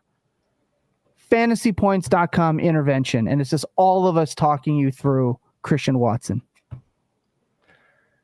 Well, Matthew Golden's getting alphaed by Romeo Dobbs right now, which is never a great sign for your I guess I shouldn't be so critical. Matthew Golden is getting on the field. He is not making like massive mistakes or anything like that. He looks like he's an NFL player. To me, he doesn't look like he's such a talented player that he's going to transcend what is this like wide receiver by committee Green Bay offense. As we have seen really only recently, like in any sort of stretch, we have seen Christian Watson do it and we have seen Jayden Reed do it. I don't know if he's on either of their levels in terms of this is prime Christian Watson before all the injuries, obviously, but in terms of their dynamism, like their ability to just turn 4 targets into actual fantasy production, that's kind of where I'm at with Golden. To me, that's like almost closer to Venti because that's like not a useful dynasty asset. That's like a kind of like Tom always says, that's a guy I just want to trade for like actual points, tangible points right now. But I will let you guys come in and dogpile me on my Christian Watson enthusiasm and letting that damper my opinion of Matthew Golden. I like Golden. He's been a buy for me because I just think the talent is there. Like I think he's like an explosive type guy. Jordan Love's just another LaFleur is just another annoying coach. I mean, he's right in the middle for me. Could get better, could get worse. Don't think it's going to be because of Christian, no hamstrings, Watson, wannabe Will Fuller. I can't do it with him, but you're right. Dobbs is what he is. And I want Tucker Kraft to be the wide receiver 1 on the team, but that's my bro down opinion. I want to hear Jacob's way smarter than me opinion on Matthew Golden to see if we're in the wrong here. I think Ryan is probably mostly right. And so this is one where I'm kind of conceding here. I was pretty willing to take a shot on Golden. And for this season, I doubt that he's going to live up to any of the high hopes that you may have had. Overall, his data is not bad. And a few big plays, which he's barely missed out on a few, could swing things to the upside. He could be averaging over 2 yards per out run right now, pretty realistically, with just a few more of these plays. And all of a sudden, it profiles a lot differently, right, Ryan? Like, if you're looking at him and he's over 2 yards per out run with like an 8.5 first down per route run rate, and a couple games lately where his route rate is above 80%, which is real, that's where it's been, then it's like, okay, we might be onto something. They're using him in pre-snap motion more, getting him more slot work, they're doing intentional things to get the ball in his hands. But what stands out to me is that the Romeo Dobbs stuff, after the opening script, where they do things to get the ball into his hands, from that point on, we're not seeing as much Golden. He's not winning as much down to down. I watched all his routes last week, and it's kind of like Hunter. I didn't want to make that comparison because I didn't want to get into a dumb argument with Ryan about that. But like, it's kind of like that, where he's overrunning zones and stuff like that. He's not quite finding the soft spot. And so to me, that's not a player who's probably going to get a lot of targets. And then you also have, the infrastructural problems that we have with wide receivers on this Green Bay team that Ryan has laid out so well in draft prep season and all that. The one hope that I have for Golden is that the schedule at the end of the year, I think, sets up for potentially some games where Green Bay has to put the foot on the pedal a little bit. We'll see how this all shapes up. This is months away, but they get a stretch here where it's at Detroit and then home against Chicago, at Denver, at Chicago, and then Baltimore at home is the fantasy championship. And to me, a lot of those games could end up being back and forth games where Green Bay is potentially having to play from behind and pass more. We could see some big plays, but overall, it's not looking great for Golden, I don't think.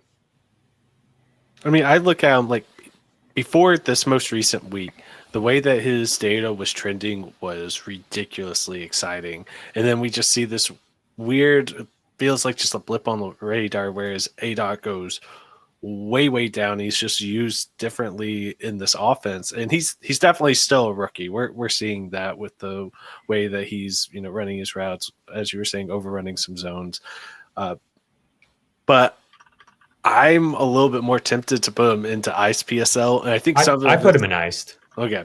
I think some of it's also like expectation management on my part. I wasn't super high on Golden coming in, and he's kind of just proven me wrong so far, which makes me want to bet him a little bit better. It's not that he had bad prospect profile or anything in terms of his, like, he was a fantastic athlete. He was used so weird at Texas, so it's really tough to get like a great gauge on who he is as a prospect. But I don't know. I'm getting a little bit more excited. It is still Green Bay, and I love Jayden Reed whenever he eventually comes back. I'm not as worried about Christian Watson just because I don't know what Matthew Golden's role actually is on this team. But I do think, as you're looking at somebody who's potentially a future asset and might be able to give you something this year, that's somebody that I'd want on my team. Yep, he's right there. Just not because of Christian Watson. All right, fine. I concede. I'll let you guys have him in Iced. Next guy, Luther Burden. I'll let you guys go first on Luther Burden. Jacob, floor is yours. I also put him in Iced. So I had 6 players in that tier, and he was just below Golden. We haven't really seen it yet. Like, the role is slightly improved. But I think he's played well when he's gotten opportunities, right? So that's basically where I'm at. Is I'm just waiting to see. There's been nothing to disprove the Luther Burden thesis, and it makes sense to me that his role will expand. Yep, I'm right there with you. It's one of those things where we haven't seen him a lot, but we also haven't seen him be bad when he's out there. That's what I'm keying in on. I like it. I think they clearly have a DJ Moore problem, a deployment problem, and maybe a Kaleb problem, but I'm not there yet. But I completely agree. Where you had to draft him, what his cost was, and what you can acquire now, I'm not concerned. Yep, we're good. Lucas, anything on Burden? I like him.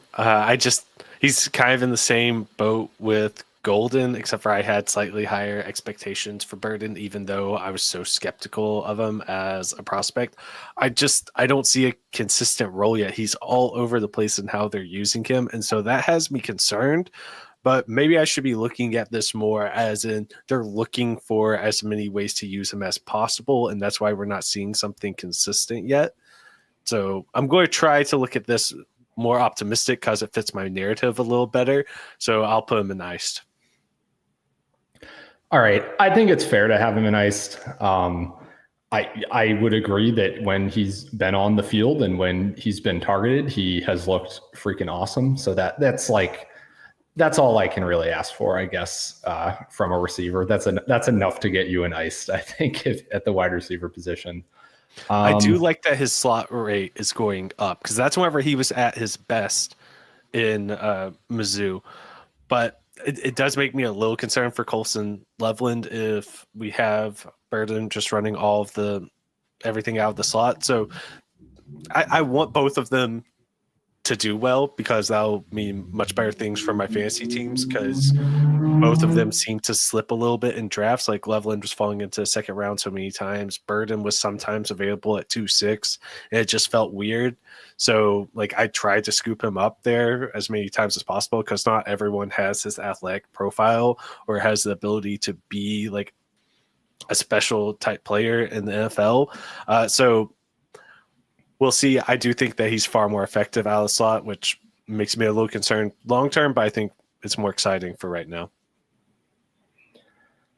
All right. Last guy on my list is going to be Cam Ward. We talked about him pretty extensively last week. So my basic take is there is almost a 0% chance that he scores fantasy points or shows anything for the rest of the season that is going to make anyone feel any type of way, feel any confidence. He's a first overall pick. He's going to get as many possible chances as he can to fail, more than likely. That's like the definition of Grande PSL to me. If anyone else has anything here, I'm curious to hear it.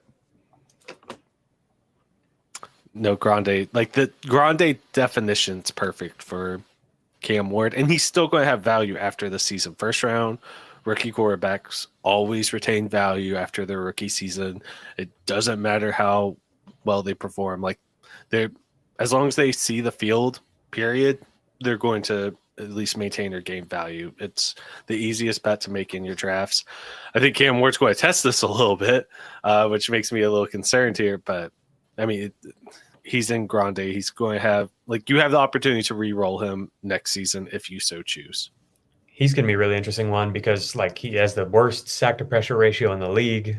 He's not running, and obviously he's not scoring fantasy points. And I think this summer there's going to be a lot of charts that have Cam Ward on the far bottom left, and that's going to scare people. So I do think I generally agree with your sentiment about round one QBs holding their value, especially number one overall pick. But I'm really curious to see what the reaction will be to this year because it's on paper really, really bad.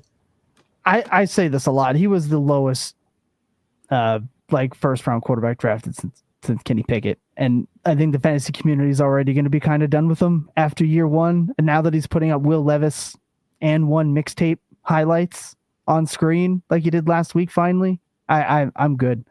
I will have a lot of Cam Ward when he's like around 13 startup pick. That's my sweet spot. He's going to join me in the gross, disgusting former great quarterbacks that get claimed as a reclamation project, probably with like O'Connell in 5 years. Then I'll love him, but I'm good. I'm good. I'm all right. Arm talent, film bros, Titans country. You can come at me. It's fine. It's cool. I'm good. I'd rather play Jacoby Brissett. It's just I'm good. I'm good. We have like a week. This is a little peek behind the curtain, but in our weekly projections meeting at Fantasy Points for like the upcoming week where Chris Wecht and a few of us get together to figure out, okay, like where are we at versus the industry? Is there any angles we haven't considered? Just going through all the projections. We have a weekly bit where it's like, how low can we project Cam Ward? Because it's like very hard to project a quarterback below like 12 fantasy points. And we keep doing it for Cam Ward and it keeps looking like we're correct. Yeah. So, yeah. All right. That was all the guys I had on my list. If you guys want to talk about any other rookies and where you would have them on the pumpkin spice scale, let's hear it. Can we do this process of elimination? There are some guys that I think belong in Iced that don't need that big of an introduction. So I think we could knock off a Judkins. That's Iced. He's the GOAT. He's the man. No issues there. If anybody has any reason why he shouldn't be, and I speak now, forever hold your peace. No? All right. He's the GOAT. Shout out Buck. Highest that I saw in the industry on our boy Judkins. Next, I'm gonna put Jackson Dart. Jackson Dart's an Iced. I think he could throw 4 picks next week and his value doesn't change. That boy nice. Aura is good. I think he's great. Any disagreements? He's an Iced. He's locked in. No, all right. We're good. We are good. I think he could get hurt next week and we might be a little scared, but I don't think we would be. I think people, when a quarterback balls out like that, they'll be like, he's just going to come back healthy with Malik Neighbors next year. I think he's good there. I think unless like he has like a Nick Chubb-esque destruction in his leg, he could go out there and Tua himself. And I think he'd be more than fine and locked in with how good he's been. Like that upside is crazy, and he's doing it with the ghost of a wide receiver core. And Egbuka, I think, is Iced. I don't think there's any reason. # separation numbers. I think he's good there. And then the other ones are obviously like Warren, Hampton, Tet, and Scattaboo. I think are all in Iced with no reason for a counter argument unless somebody else can think of one. It'd be really tough to do. Jacob, any disagreements there? No disagreements. There we go. If I were to follow maybe Hampton if he can't get healthy at the end of the year. People will clip all his bad runs and put them on Twitter and tell you that you're dumb. Jacob Sanderson. Jacob Sanderson, that's definitely for you, buddy. That's definitely going to be you. And I will be here to fight you every step of the way, Henderson boy. Anyway, I think we're good there. Even Fannin probably in the ice. Like he's a tight end that showed like anything to the upper tier. I think he belongs in ice. No problem. No disagreements here. Oh yeah. We love ourselves some Harold Fannin. His mom, super nice person, by the way. She's super dope in Canton, hanging out with fantasy football folks. Great time. Now, there's one, Jacob, that I think people from this podcast in particular would love to hear your opinion on. And I think we should do it. All righty. I think it's Jacob. Ryan's already hovering. It's Bill Krosky-Merritt. Hey-oh. I don't think he belongs in iced. I think he belongs in Grande. Ooh. I do. Yeah, Grande. I would say you're wrong on him being Grande because he is a player you can start right now. That like if it's a player you can start right now, I feel like he is iced. But is Grande not like he's going to score points this year? But like beyond that, is that not what? No, Grande is dead this year, keeping hope alive for dead next year. This year. Fair. Then he's definitely in iced. Nice. Yes, he's definitely there. Jacob, maybe this is a conversation worth having. I'm kind of sick of Bill Krosky-Merritt is where I'm at. He to me, fun player, explosive runner, all that stuff. There is like no world to me where he is ever more than like the 13 fantasy point per game he's explosive Brian Robinson. That's what it is. That's what the role is. I don't see why we should think it's going to change. And I'm just like sick of it. And I honestly think that if people in Dynasty think he can be more than that long term, I would just be selling. Yeah, I mean, that's totally fair. I sold him for around, what was it? It was around 2 plus a little bit more at some point before, like a month ago, something like that. I've got him on basically every team. That's the only one I've sold him so far. I think if you can get like a round 1 pick or whatever, like that was definitely something you had to do. Like we talked about Arunda Gadsden a little bit. Like if you look at some of these like late draft capital guys who have shot way up, I think Gadsden of the two like has the skill set that could turn into something absolutely ridiculous for fantasy, which is, I guess, a little bit different than Bill, and I'm fine conceding that. I don't know if you're exactly right. I think you're kind of looking at it like through archetypes or something, like through like just you're kind of like assuming that you know what it is, and I don't know if that's exactly right. Because if he continues to like ball out and everything was working, that I think there was a chance that the role could expand. They've talked about wanting to use him as a receiver. And like we've seen them getting him out for those roles a lot. I don't know. I guess I just don't know for sure that Jeremy McNichols was going to be the guy who played over him all the time. People thought that was the case like last year with Bucky Irving and Rashad White. And then it wasn't the case. At some point, they just put the best player out there all the time. And I think that could happen. So that's where I'm at with him. But at this point, it's like Jane Daniels injuries, the team looking like it could go downhill pretty bad. And also the run game hasn't been working quite as much. That was a big part of the equation for me is this magical Cliff Kingsbury thing where he's like doing this run game that is unlike anything else in the NFL and is working extremely well. And it was happening again in year 2, you know, at the first month of the season, Bill Krosky-Merritt, you probably are sick of hearing about him because it was like, Bill's the most efficient freaking running back in the whole league. He's got a 99 PFF grade. A lot of that was the run scheme was working incredibly well. And that's kind of regressed over the last couple of weeks. We just saw against Dallas, they're playing with no receivers. And the Cowboys are like, okay, we don't care. We're just going to come up here and blitz you every single play and get everybody up in the box and just play man coverage on the back end because they're not going to beat us. And that worked, you know? So it's like now teams kind of have a blueprint for how to beat this team. Maybe Marcus Mariota can make it work, but I don't know. So yeah, I think Bill, it is totally valid that like at this point, it looks really unlikely that he gives you that upside case. But I do think that it did exist at one point. Fair enough. I think that's fair. Anyone else that's like worth talking about here that you guys see? Obviously kind of a lot of, I don't know if there's anyone else here that really gets high on like the slappy scale for me where we like have to argue over. So I think there's 3 left for me. Let's hear it. So I'm looking at Elic Ao Manor is the most obvious one I think that people want to talk about, whether or not he'd be in Iced or Grande, because I don't think he's in Venti.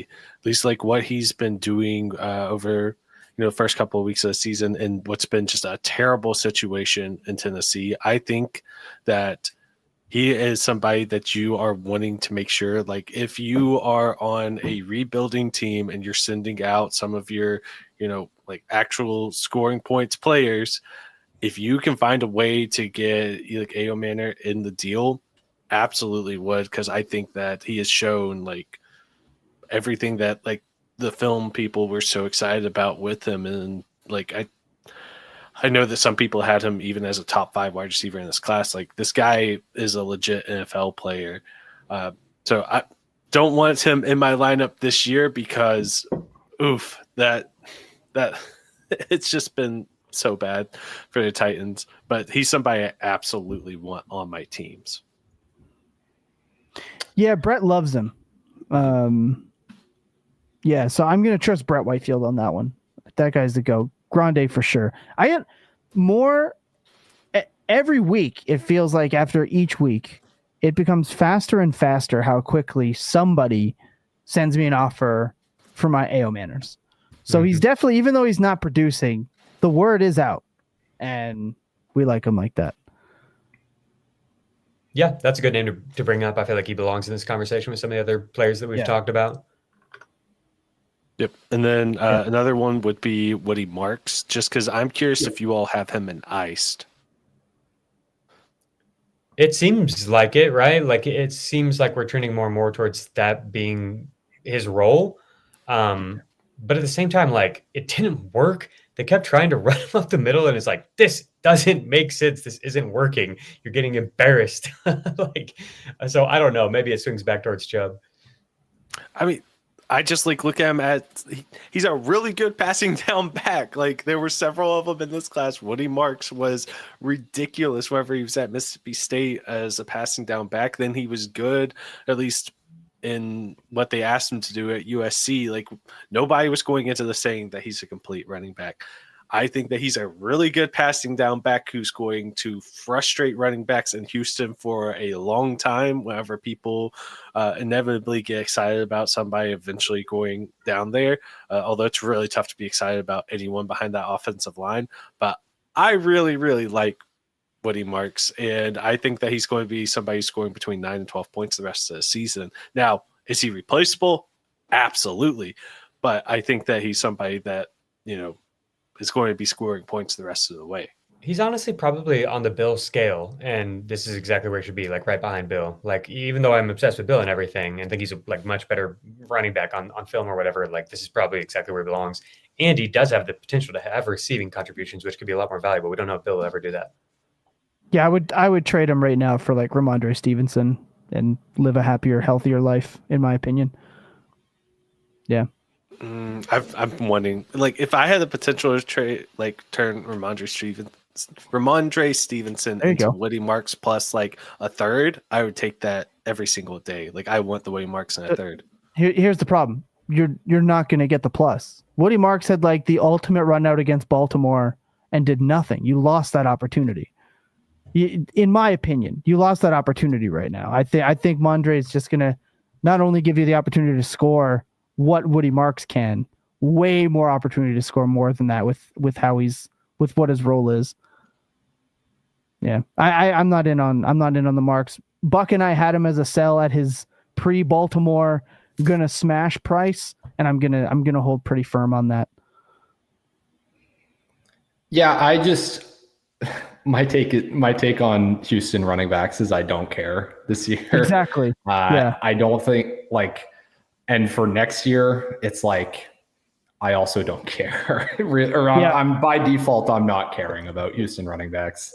So I honestly might have him more in Grande. Yeah, technically he's a startable fantasy asset right now. So I guess that makes him iced. But yeah, to me, there's just there's no point with Woody Marks. Is he startable? Like you either need him to score a touchdown or need half of your roster on IR and bye week. right? Have you seen the running back rankings this week? Jacob, I don't know if you've done your running back ranks yet this week, but where do you That's have what William I've been. Marks That's what I've been for week 8? That's what I've been doing during this 2-hour show. I've been doing that, and I've been watching the OKC Thunder game. I think that Woody Marks might be somebody who sticks around. For this week, I've got him in the top 20. And I think he's somebody who might just stick around. And to me, I think we might see them move towards more targets for him. I think that makes sense. They have no outlet. They have no short option in the passing game that's been working. So they clearly drafted him with a plan in place. I feel like they gave up a lot to go get him. And so I think we could see that if he starts getting catches, that's when it would matter for fantasy. Mm-hmm. It hasn't really yet, but if all of a sudden he's getting some of these garbage time catches and stuff, then it's okay, this guy you can plug into PPR lineups, and then maybe he does stick around because he has the skill set the coaches value with the pass blocking and everything. I'm mad that I didn't get to trade him for Alvin Kamara every chance that I got. That's his appeal to me now that Kendray's gone. I had 4 trades across all my dynasty leagues where I could have gotten Kamara for him, and now I feel sad boy. I don't know if I want Alvin Kamara, dude. He's talking about drinking pina coladas. Only if he's traded. He's not getting traded. But no Kendray. That's just the point production that I want. I just can't see it with Marks. I struggle with it personally. You guys want to hear the players I want to talk about? Of course. Yes. They are Mitchell Evans and Gunnar Helm. Are they exciting players to you? I love Mitchell Evans. I love this guy. Nobody loves Mitchell Evans. Nobody gives a crap about these players. It acts like they don't exist. These guys are good. I know they're on bad teams, but these guys are actually good. And they're starting to play more than the starter on their team as rookies. That doesn't matter to you. And you're in a tight end premium league. You just don't care. I could just pick him up if I wanted to, but he's already on my teams. Mitchell Evans was arguably the best tight end in college football in 2023 before he tore his ACL. He slowly came back from it in 2024, and now he was drafted super low, but he has the potential to be so freaking good. Yeah, I just hope he doesn't turn into Jake Butt. That was another tight end I picked up so many times, hoping that he would turn into something, and all he was a pumpkin, and it made me so sad all the time. But Mitchell Evans, for somebody who's free, I love him so much, and I've said many times on the show that Gunnar Helm is somebody who's going to stick around the NFL for 14 years. I don't know what he's going to be in terms of fantasy production, because I don't know if I got something what he is ever going to be desirable outside of tight end premium. But he's going to stick around for a really, really, really long time and be good. Okay, first, I do think there is upside in the skill set. I think that he's a much better athlete than he's given credit for, and he can make plays down the field. He has insane, I think the only player who had even close to the level of catch point skill that he does is Tyler Warren. He's really that's insane to put him in the same conversation. He's really, really good. Here's what I've got for you: first downs per route run at tight end, top 5 for rookies. No Mason Taylor, no Colston Loveland, no Elijah Arroyo. Now we got the real ballers here: Harold Fannin, number 5; number 4, Gunnar Helm on the Titans; number 3, Aronda Gadsden; number 2, Mitchell Evans on the Panthers; number 1, Tyler Warren. Yeah, I love this. I love these deep dives. I have 35% rostership of Gunnar Helm. And Evans is somebody I have a 22% rostership because I play in nothing but tight end premium leagues, and there's nothing better than 3rd round tight ends. There's nothing better to me than sitting there and just smashing as many upside. I'm sorry, a Conquo. No, I love Jatavian Sanders, but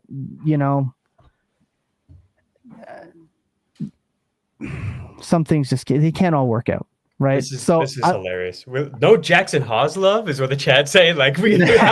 How far will we take this? No, I love that, and I definitely wanted to get your deeper thoughts on some of these rookies. I definitely wanted to get rid of just some of the ones that I don't think could have just been weeded out. There's one here though that you didn't mention, Jacob, that I would like to have your opinion on, because I'm not sure where to have him. It's Arroyo. Oh, okay. Speak to me about tight ends, because again, Gunnar Helm guy, I like Evans, But can you talk me into more Arroyo? I feel like I'm missing something.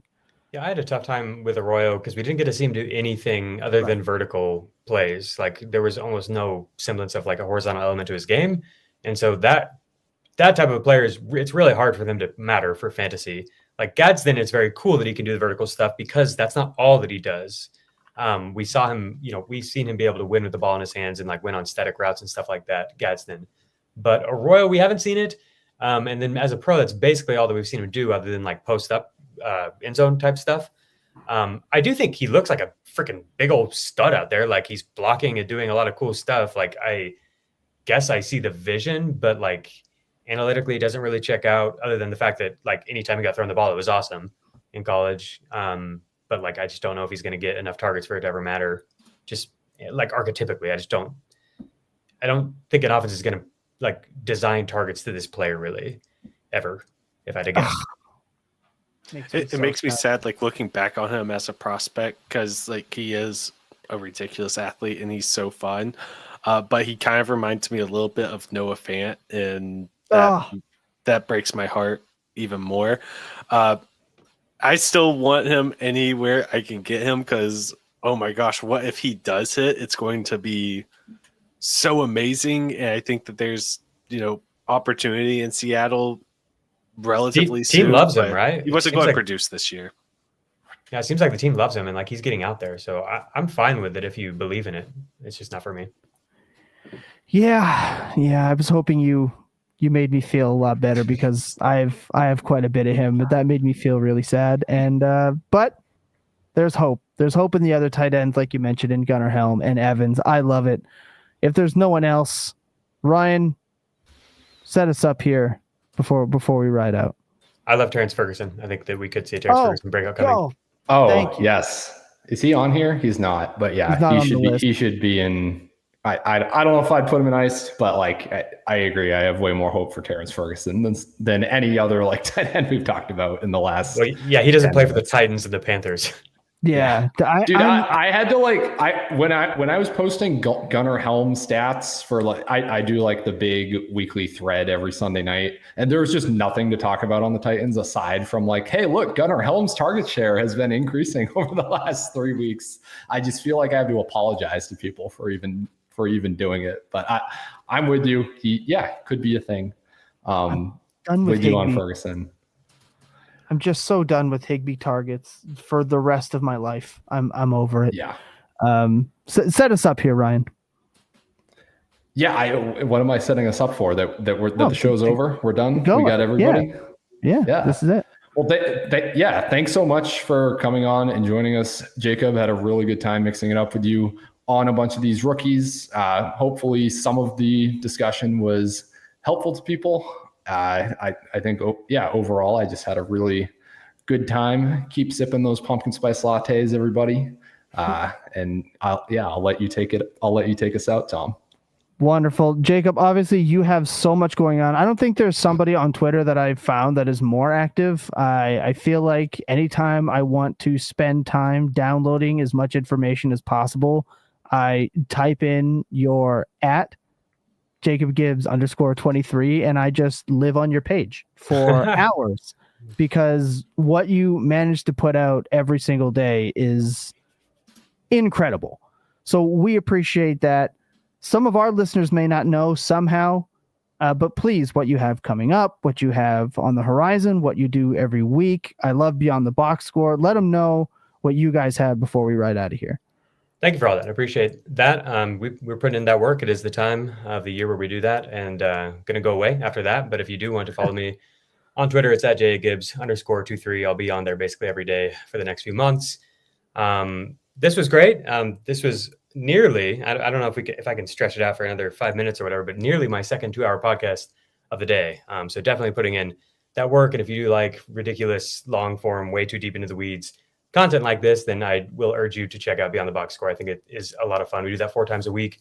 Ryan comes on every Thursday to help with some start-sit decisions and then get into matchups if you like DFS or if you're doing any sports betting or anything like that where you want the deeper dive on matchups.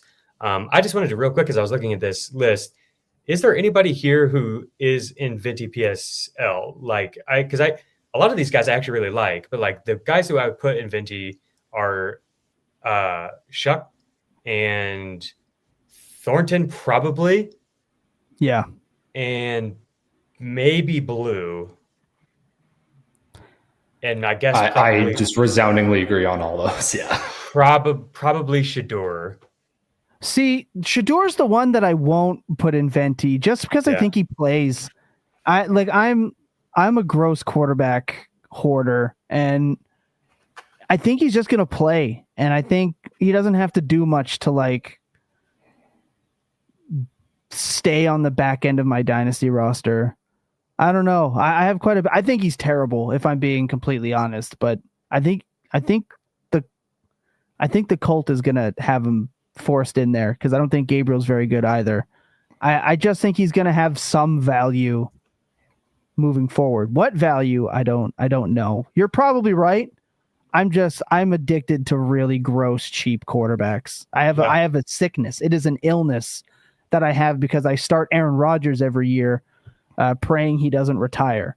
I turned Tyrod Taylor into a round 4 pick today, and I'm like, hell yeah! Now we can go get Andy Dalton.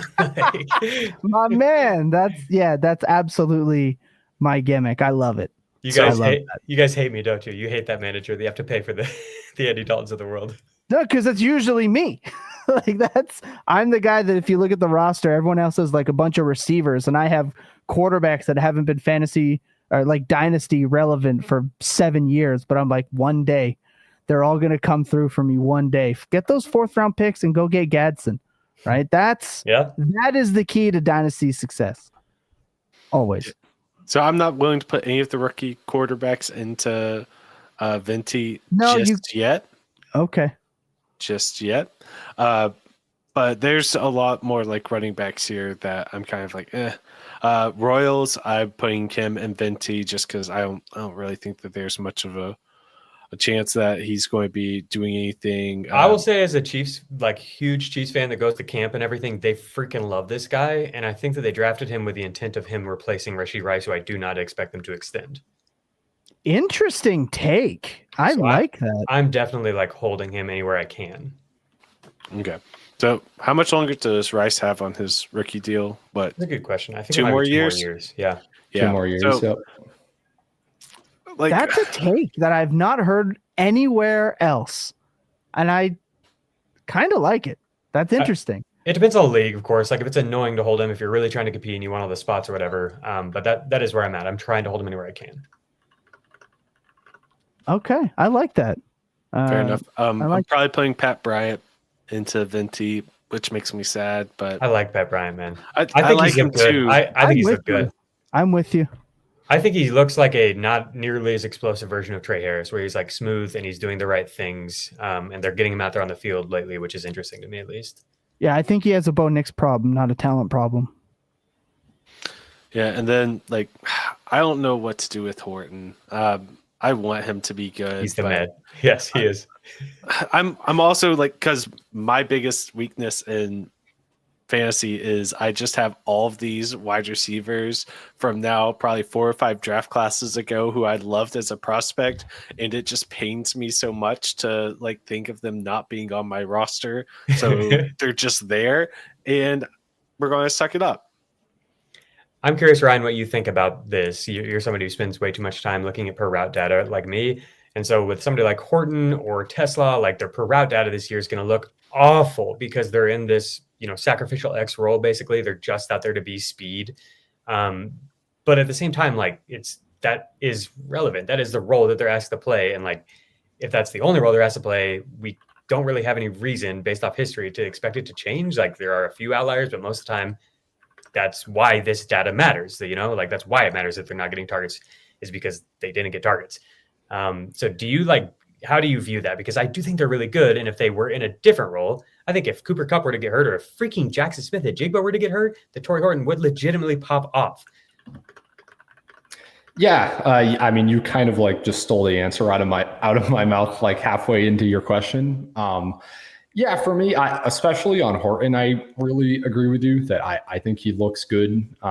He's not like quite the complete receiver like at the catch point from what I've seen, but I do think he's very intriguing. He's a player that could develop and get better. And yeah, in this offense, if there is like a Cooper Kupp injury, I would be pretty interested. So yeah, he's like very solidly a Grande guy for me. The per route stuff, I almost don't, for like a late round drafted rookie, just if you get on the field, to me, that's like more impressive than if you get on the field and, oh yeah, you have under 0.5 yards per route run because that's just not your role early in your career. I would want you to show like at least something. Like if I can take like a yards per route run sample of you from like the last 4 games and like blow it up into something that it's probably not, maybe then that's like enough for me. Yeah, like the context matters obviously, but yeah, like the biggest thing, as you said, is just very often players get typecast kind of into their roles, especially after like 2 or 3 years in the NFL. So if we get like year 2, year 3 Torrey Horton, where it's very low yards per out run because he's doing the same thing, then it's like that's when you just kind of lose interest, lose hope. Because maybe he could have done more than that, but you will never find out like at that point, once every NFL coach has decided that that's all he's good for and that's what he's going to do. Yeah. Did you want to talk about more of these running backs? I didn't mean to cut you off there. Sorry. I was done. I kind of thought we were done, and you guys like dragged us right back into talking about all these players. But it's almost like we may as well just finish it off at this point. I wanted to guys left on the screen. I wanted to stretch this out to 2 hours, and I did it. Okay. Well, look, I love all running backs. Like, so just quickly, like Brashard Smith, I think is a must-have. Like, I don't think there's anyone on here on this list that is like Venti for me, except for probably like Giddens and Brooks are probably 2 guys that I just have no interest in rostering. But again, they're running backs. I'm sure I'm going to have them rostered. Giddens scores a bunch of fantasy points if Jonathan Taylor gets hurt. Why would you not have interest in rostering Giddens? Because we've thought that before with Indianapolis Colts backup running backs, and I just like he's a fine handcuff. That's what I mean. Like he's handcuff only, and I don't know if the upside is like awesome. So that's why I'm not acquiring. I just don't care about him a lot. Like if I don't have him, there's never going to be a moment where I'm like, oh man, it's just not for me. So I just don't care about him that much. That's all he is, all he will be to me. I think he's really interesting as a player and somebody who could, if he does get in for JT, like get a bunch of explosive plays, because that's kind of the skill set with him. That's like how he gets gash plays, and like the offense is a freaking juggernaut. And in that scenario, I think his value would be like freaking, through the roof. I think what he does well is like really easy to get excited about. So I do think he's one of the best stashes, and I've been saying that all year. But then lately, I'm like kind of getting a lot of Amir Abdullah and stuff like that. And it's like it kind of gets me where I'm like, yeah, this Colts team, like it would not surprise me if it wasn't even really Giddens, if it came down to it. To your point. Yeah, that's always my fear with backup running back, Jacob. It's one of the things I say a lot. It's like a lot of the times we have hopes that we know exactly which backup is going to be the guy that gets in there, and we're so often wrong that it's really got to take something for me to really like it. Like Algier, I know that if something happens to Bijan, Algier is awesome, but at least pretty good to play. I don't know that with Giddens because you're right. We've seen quite the rotation, so I'm that way as well with my backup running backs. For sure. But yeah, everyone else is just pretty okay and solid to me. Like I'm not going to be mad that I have them. The people want to know about Devin Neal with Kendra Miller getting hurt. Oof, yeah, Devin Neal. Tough. I want it's the exact same thesis. The only difference is we haven't seen him like look pretty good in any sort of limited action yet. He could next week. He could have 5 carries for 55 yards and people will get excited. Like that wouldn't totally shock me. I don't have any like particular affinity for Devin Neal as a player, but it's the same thesis of what if the Saints just see what they have during the fantasy playoffs. I mean, you should. Oh. He's way more fun to me than like Jarquez Hunter is. I like Devin Neal as the prospect. I'm going to hang on to that for as long as possible, just because I want him to do well. I just want him to have an opportunity. Yeah. All right. Yeah, you would. You would. I always love I love episodes where Lucas gets excited and really gets to tout his devy skills and abilities, and I love that, and the chat loves it. They're dead to me next year, so I gotta love them for as long as I can. Oh my god. Jacob, again, thank you. Again, apologies for the delay to you, to everybody. Jacob apparently still has no working internet, so I hope you at least was able to watch along. Jacob, I would love to have you back. For everyone watching, if you're new here, smash that like button. We love and appreciate you. Everyone in the chat, we love and appreciate you. The likes and subscription, we're hitting new record numbers every single week, and we couldn't do that without all of you. Stay tuned.